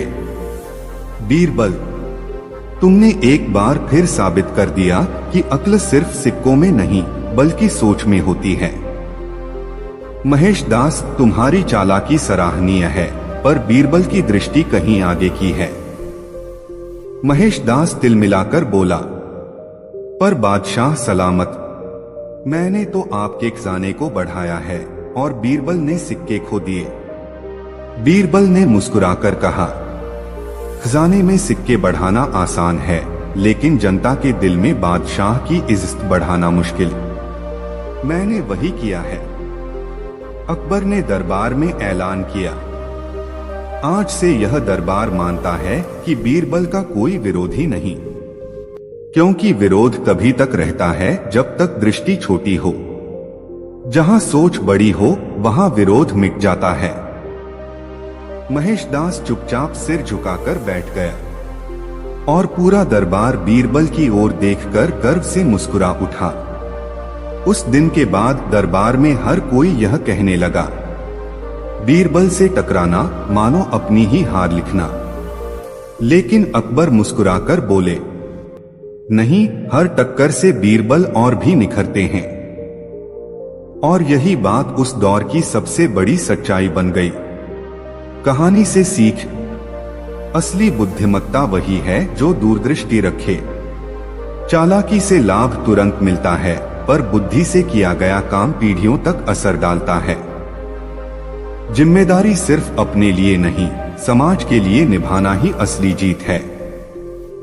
अगली नई कहानी, बीरबल और वो नकली मरीज जिसने दरबार को उलझा दिया। उस दिन अकबर का दरबार रोज से ज्यादा चहल पहल वाला था। सुबह सुबह ही महल के फाटक पर एक आदमी अजीब हालत में लेटा मिला। वह खुद को बहुत बीमार बताकर दरबार तक घसीट लाया था। उसका चेहरा पीला, आंखें पिचकी हुई और चलने की ताकत जैसे बिल्कुल खत्म। वह इतना कराह रहा था कि देखने वाले दया से भर जाते। वह बोला, जहां पनाह, मैं कई महीनों से मौत और जिंदगी के बीच झूल रहा हूं। मेरी बीमारी इतनी अजीब है कि कोई वैद्य पकड़ ही नहीं पा रहा। कहा जाता है आपकी दरबार में बैठे बीरबल दुनिया की हर मुश्किल का हल निकाल लेते हैं। अगर उन्होंने मेरी बीमारी का इलाज न किया तो मैं अब जिंदा नहीं रह पाऊंगा। दरबारियों की नजरें तुरंत बीरबल पर टिक गईं। कुछ दरबारी मन ही मन खुश हुए, आज तो बीरबल की पोल खुल जाएगी। बीमारी का इलाज करना उसके बस की बात नहीं। अकबर ने भौहें चढ़ाकर कहा, बीरबल, अब देखो तुम्हारी अक्लमंदी किस काम आती है। यह आदमी दावा कर रहा है कि उसकी बीमारी सिर्फ तुम ही पहचान सकते हो। जरा परखो तो सही। बीरबल ने गंभीर चेहरा बनाया, मगर उनके होठों पर हल्की मुस्कान छुपी हुई थी। उन्होंने मरीज को गौर से देखा। मरीज कराहते हुए बोला, हुजूर, मैं दिन रात जलता रहता हूँ। खाने को उठाता हूँ तो निगल नहीं पाता। नींद आती है तो उठकर बैठ जाता हूँ। मेरा शरीर हमेशा कांपता है। लगता है अब आखिरी वक्त करीब है। बीरबल ने कुछ देर सोचा और फिर बोला, हुजूर, यह बीमारी बहुत अनोखी है। मुझे इस पर गहराई से जांच करनी होगी। अकबर ने आदेश दिया। तो ठीक है बीरबल, 7 दिन में इसकी बीमारी पकड़कर दरबार को बताओ। अगले दिन बीरबल ने अपने खास आदमी को चुपचाप उस बीमार का पीछा करने भेजा। रात को खबर मिली कि वह आदमी बाजार में मिठाई खाते हुए और ठहाके लगाते हुए पाया गया। अगली सुबह वह आदमी फिर दरबार में लाचार बनकर पड़ा मिला। बीरबल ने सोचा, तो यह बीमारी नहीं, चालबाजी है, लेकिन इसकी पोल सबके सामने खोलनी होगी। 7वें दिन दरबार सजा। नकली मरीज कराहते हुए बीच में बिठाया गया। अकबर ने बीरबल से कहा, तो बीरबल बताओ इसका इलाज क्या है। बीरबल ने सिर झुकाकर गंभीर आवाज में कहा, जहां पनाह, इसकी बीमारी बहुत ही खतरनाक है। इस पर कोई औषधि काम नहीं करेगी। इसका एक ही इलाज है। दरबार में सन्नाटा छा गया। अकबर ने उत्सुक होकर पूछा, और वो इलाज क्या है? बीरबल ने हंसते हुए कहा, हुजूर, इसे 7 दिन भूखा रखिए। जो आदमी रात को मिठाई खा सकता है, उसे दरबार में लाचार बनने की बीमारी लग ही नहीं सकती। पूरा दरबार ठहाकों से गूंज उठा। नकली मरीज का चेहरा उतर गया। अकबर ने गुस्से से पूछा, क्या ये सच है? मरीज सकपकाकर बोला, हुजूर, मैं तो बस दरबार से कुछ इनाम पाना चाहता था। सोचा बीरबल को उलझाऊंगा तो नाम भी होगा और फायदा भी। अकबर ने डांटकर कहा, तुम्हारी ये हरकत पूरे दरबार को मूर्ख बनाने की कोशिश थी। इसकी सजा तुम्हें जरूर मिलेगी, लेकिन सबसे बड़ी सजा यह है कि आज से दरबार में हर कोई तुम्हें नकली मरीज कहकर बुलाएगा। पूरा दरबार हंस पड़ा। बीरबल की ओर देखकर अकबर ने कहा, एक बार फिर तुमने चालाकी को मात देकर सच सामने ला दिया। दरबार को अब समझ आ गया कि असली बीमारी क्या है, लालच और धोखा। बीरबल मुस्कुराए, हुजूर, ये बीमारी अगर फैल जाए तो न वैद्य काम आए न कोई इलाज। इसलिए इससे बचने का एक ही तरीका है, ईमानदारी। अकबर ने सिर हिलाकर कहा, बिल्कुल सही कहा। उस दिन दरबार से यह संदेश निकला, नकली बहानों से फायदों की तलाश हमेशा शर्मिंदगी में बदल जाती है। सच को छुपाने की कोशिश हो सकती है, मगर बीरबल जैसी बुद्धि सामने हो तो सच छुप नहीं सकता। अगली नई कहानी। बीरबल और वो जिद्दी ज्योतिषी जिसने कहा, बादशाह का भविष्य मैं ही तय करूंगा। दरबार अकबर में उस दिन माहौल कुछ अलग था।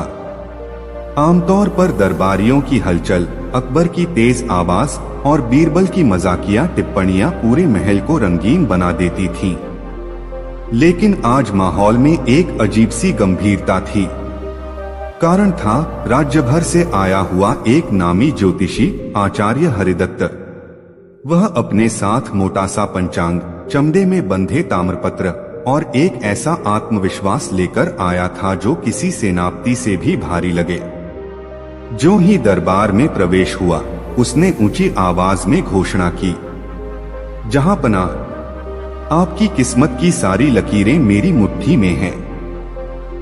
मैं ही हूं जो आपके भविष्य का सच खोल सकता हूं। जो भी कहूंगा वही आखिरी सच होगा। दरबारियों में खुसर पुसर शुरू हो गई। एक बोला, लगता है ये बीरबल से भी ज्यादा अकड़ वाला है। दूसरा बोला, अगर इसकी बातें सच निकली तो बीरबल का क्या होगा? अकबर ने अपनी शाही ठोड़ी सहलाते हुए कहा, तो आचार्य बताओ हमारा भविष्य। हरिदत्त ने अपनी किताब पलटते हुए कहा, जहां पनाह, आपके जीवन में 3 बड़े संकट आने वाले हैं।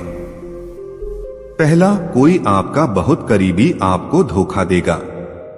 दूसरा, आपकी सेनाएं एक छोटे से गांव से हार जाएंगी। तीसरा, आपकी जिंदगी अचानक खतरे में पड़ सकती है। पूरा दरबार दहल गया। अकबर का चेहरा काला पड़ गया। उन्होंने कठोर स्वर में कहा, क्या बकते हो? हमारे सामने अशुभ बातें। हरिदत्त बिना डरे बोला, और सच कड़वा होता है जहांपना, और मैं सच कहने आया हूं। आपके भाग्य का फैसला मैं ही करूंगा। अगर आपको इन संकटों से बचना है तो मुझे अपना राजगुरु बनाइए, तभी आपके तारे सही रहेंगे। यह सुनते ही कई दरबारी मुस्कुराए। उन्हें लगा कि अब बीरबल की परीक्षा होगी। अकबर ने बीरबल की ओर देखा। तो बीरबल, तुम्हारा क्या कहना है? क्या वाकई हमारा भविष्य इस ज्योतिषी की पकड़ में है? बीरबल की पहली चाल।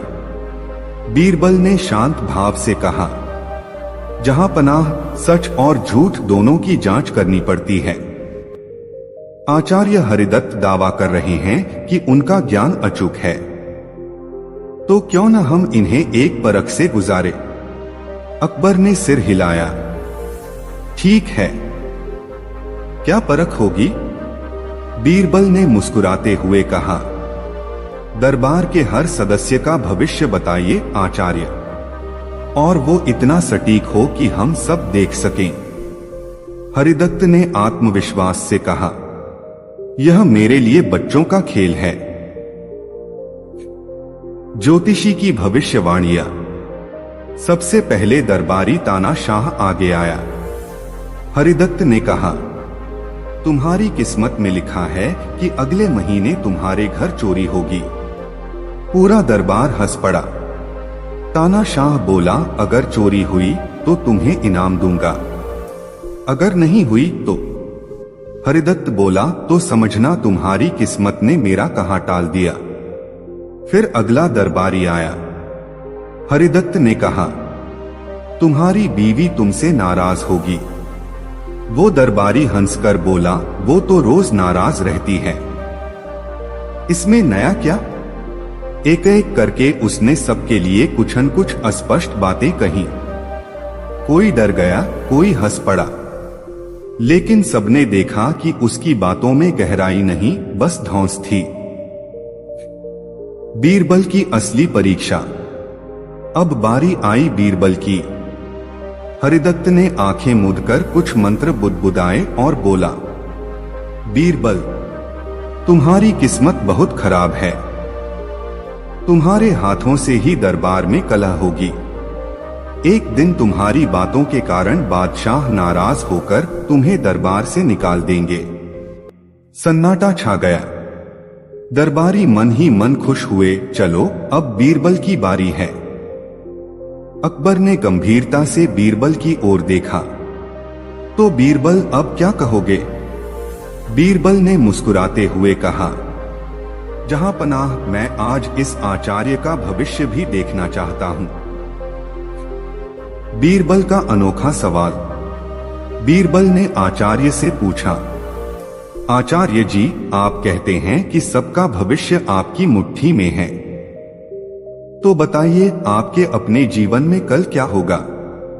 कल सुबह जब आप उठेंगे तो सबसे पहले क्या खाएंगे? हरिदत्त अटक गया। वो बोला, मैं तो आमतौर पर उपवास करता हूं। बीरबल ने तुरंत कहा, तो ठीक है, कल सुबह दरबार में आइए और सबके सामने बताइए कि आपने क्या खाया। अगर आपकी बात सही निकली तो हम मान लेंगे कि आप सच्चे ज्योतिषी हैं। अकबर ने ताली बजाई। बहुत बढ़िया। अगले दिन का तमाशा। अगली सुबह सब दरबार में जमा हुए। हरिदत्त आया तो उसके होठों पर अभी भी दाल और चावल के दाने लगे हुए थे। बीरबल हंसकर बोला, तो आचार्य, आपने कहा था उपवास करेंगे, पर ये दाल चावल की गंध किस बात की है? पूरा दरबार ठहाकों से गूंज उठा। हरिदत्त शर्मिंदा होकर बोला, वो तो अचानक भूख लग गई थी। बीरबल ने ठंडी हंसी के साथ कहा, जो व्यक्ति अपना ही भविष्य न जान सके वह बादशाह के भाग्य का मालिक कैसे हो सकता है। अकबर जोर से हंस पड़े। बीरबल, एक बार फिर तुमने सच को उजागर किया। यह आचार्य अपने स्वार्थ और लालच में हमें डराकर अपना महत्व बढ़ाना चाहता था। दरबार में ऐसे छलियों की कोई जगह नहीं। हरिदत्त की हार और सीख। हरिदत्त को शर्मिंदगी के साथ दरबार से बाहर भेज दिया गया। अकबर ने बीरबल की ओर देखा और कहा, आज तुमने हमें सिखाया कि डर फैलाकर कोई भी हमें अपने बस में कर सकता है। लेकिन अगर हम तर्क और बुद्धि से सोचें तो हर झूठा भविष्यवक्ता हार जाता है। बीरबल ने नम्रता से कहा, जहां पनाह भविष्य को कोई नियंत्रित नहीं कर सकता, पर इंसानियत, ईमानदारी और बुद्धि से हम हर मुश्किल को जीत सकते हैं। यही असली भाग्य है। उस दिन से दरबार में यह ऐलान हो गया, भविष्यवाणी से बड़ा है वर्तमान का काम, डर से बड़ा है साहस, और ज्योतिष से बड़ा है इंसान का कर्म। लोगों ने समझा कि सितारों के सहारे नहीं, अपने कर्मों के सहारे जिंदगी बदलती है। अगली नई कहानी, बीरबल और वो खजाना जो महल की दीवारों के भीतर छिपा था। उस दिन फतेहपुर सीकरी का दरबार हमेशा से कुछ ज्यादा ही शोरगुल वाला था। आमतौर पर अकबर के दरबार में गंभीर बहसें होती, कभी सेनाओं की रणनीति पर, कभी राज्य की कर व्यवस्था पर। लेकिन उस दिन दरबार के बीच में खड़ा था एक दुबला पतला हड़बड़ाया हुआ राजमिस्त्री। उसके कपड़े धूल से सने हुए थे और आंखों में एक अजीब सी चमक थी। वह कांपती आवाज में बोला, जहां पनाह, मैंने महल की पुरानी दीवार में खुदाई करते वक्त कुछ ऐसा पाया है जो पूरे राज्य को बदल सकता है। वहां खजाना छिपा है। सोने चांदी के बर्तन, रत्नजटित गहने और मोहरों से भरे मटके। मैंने सिर्फ एक हिस्सा देखा, पूरा खोलने की हिम्मत नहीं हुई। दरबार में सनसनी फैल गई। एक दरबारी ने दूसरे से फुसफुसाकर कहा, अगर ये सच निकला तो बादशाह का खजाना दुगना हो जाएगा। दूसरा बोला, नहीं, ये तो बीरबल की परीक्षा है, देखते हैं वो इसे कैसे सुलझाता है। अकबर ने चौकन्नी नजर से मिस्त्री की ओर देखा और कहा, तो तुम कहना चाहते हो कि हमारे महल की दीवारों में कोई राज छुपा है, और अगर है तो हमें किसे सौंपना चाहिए? मिस्त्री ने सिर झुका लिया। हुजूर, मैं तो बस आपका वफादार सेवक हूं। ये राज मैंने देखा है, बाकी आप जाने। खजाने का विवाद। खबर पूरे महल में आग की तरह फैल गई। कुछ दरबारियों का कहना था कि वो खजाना बादशाह का है क्योंकि वो महल की दीवारों में है। कुछ का कहना था कि खजाना उस वंश का है जिसने कभी ये महल बनवाया होगा, और कुछ चालाक दरबारी सोच रहे थे कि अगर मौका मिले तो हिस्सा झटक लिया जाए।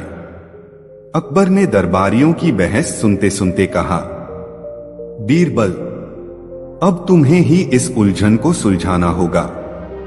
ये खजाना किसका है?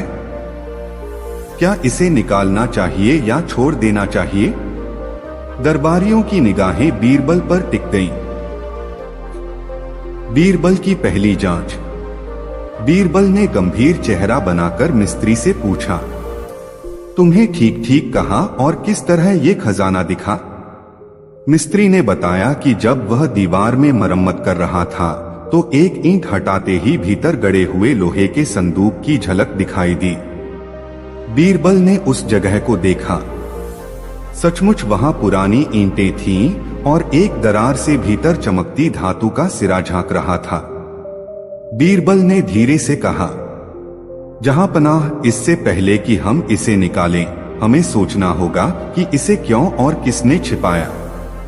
क्योंकि जो चीज दीवारों के भीतर छुपाई गई है वह कभी यूं ही नहीं रखी जाती। दरबार का विभाजन। कुछ दरबारी चिल्लाए, ये सब सोचने की बातें नहीं हैं। खजाना है तो उसे निकालना चाहिए, राज्य को उसकी जरूरत है। दूसरे बोले, नहीं हो सकता है ये कोई श्रापित चीज हो। पुराने जमाने में लोग गड़े खजानों पर मंत्र डाल देते थे। तीसरे ने कहा, मेरा मानना है कि जिसने भी इसे छिपाया होगा उसके वंशजों का हक बनता है। दरबार में अफरा-तफरी मच गई। अकबर ने हाथ उठाकर सबको शांत किया और बीरबल की ओर देखा। तो बीरबल, तुम्हारा क्या कहना है? बीरबल की योजना। बीरबल ने कहा, जहां पनाह, अगर हमें सच जानना है तो हमें एक प्रयोग करना होगा। हम इस खजाने को बिना खोले ही इसका मालिक पहचान सकते हैं। अकबर ने भौहें चढ़ाकर पूछा, वो कैसे? बीरबल ने मुस्कुराकर कहा, सरल है। हम घोषणा कर देंगे कि जो भी इस खजाने पर अपना हक जताना चाहता है वो दरबार में आए और सबूत पेश करे। लेकिन शर्त ये होगी कि दावा झूठा निकला तो सजा बहुत कठोर होगी। दावेदारों का तमाशा। अगले दिन दरबार में अजीब नजारा था। सबसे पहले आया एक बूढ़ा व्यापारी। उसने कहा, ये खजाना मेरे पूर्वजों का है। उन्होंने अकाल के समय इसे यहां छुपाया था। बीरबल ने पूछा, कोई सबूत?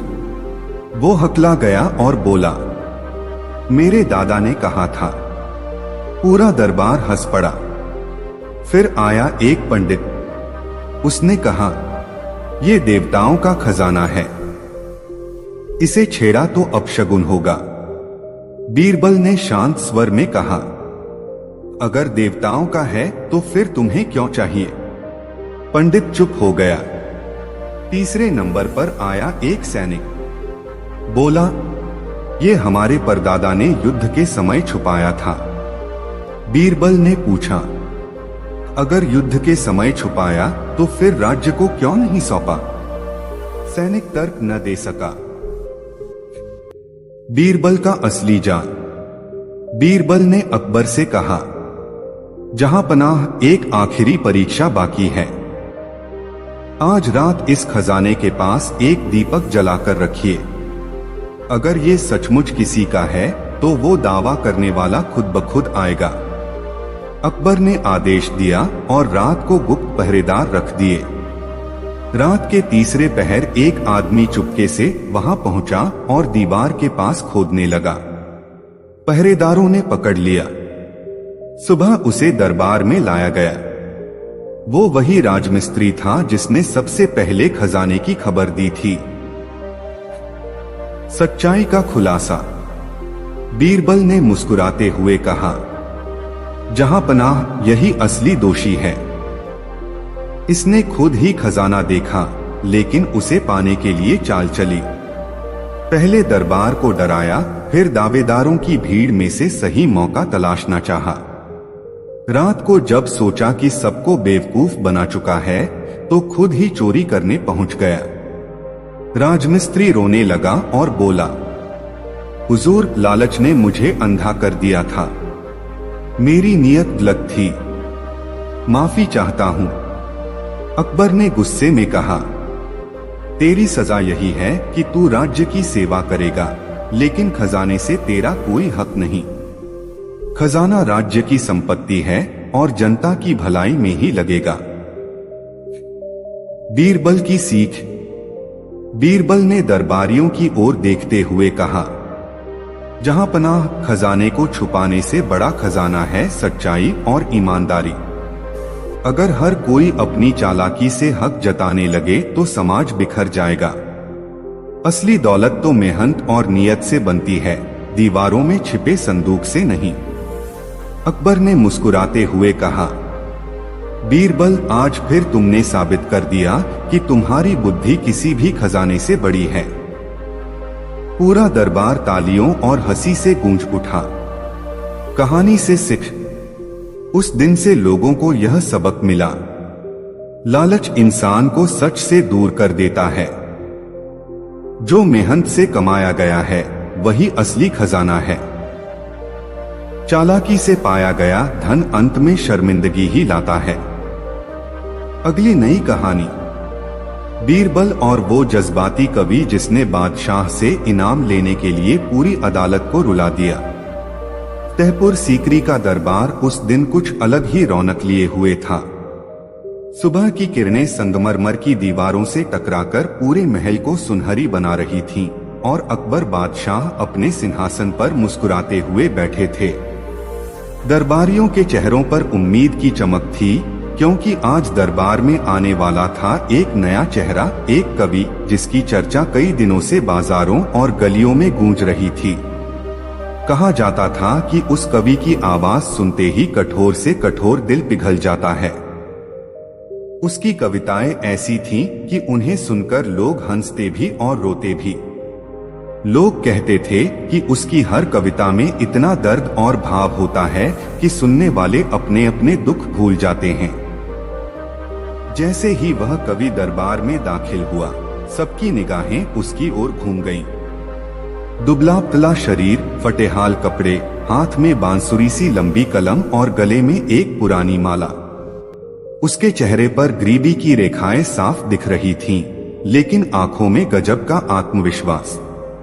उसने बादशाह को सलाम किया और बोला, जहां पनाह, मैं आपकी अदालत में अपना हुनर पेश करने आया हूं। अगर आपको लगे कि मेरी कविता दिल को छू सके तो मुझे इनाम दीजिए, वरना मैं यह मानकर चला जाऊंगा कि मेरे शब्द बेकार हैं। अकबर ने हंसकर कहा, हमारी अदालत में हर हुनर की कद्र होती है। सुनाओ क्या लाए हो। कवि ने आंखें बंद की और गहरी आवाज में कविता शुरू की। उसकी पंक्तियों में माँ का दर्द था, मजदूर की तकलीफ थी, किसान की मेहनत थी और भूखे बच्चे की मासूमियत। जैसे ही उसने कविता पढ़नी शुरू की, दरबार में सन्नाटा छा गया। कुछ ही मिनटों में कई दरबारियों की आंखों से आंसू निकल पड़े, यहाँ तक कि अकबर की आंखें भी नम हो गईं। जब कविता खत्म हुई तो पूरा दरबार खामोश था।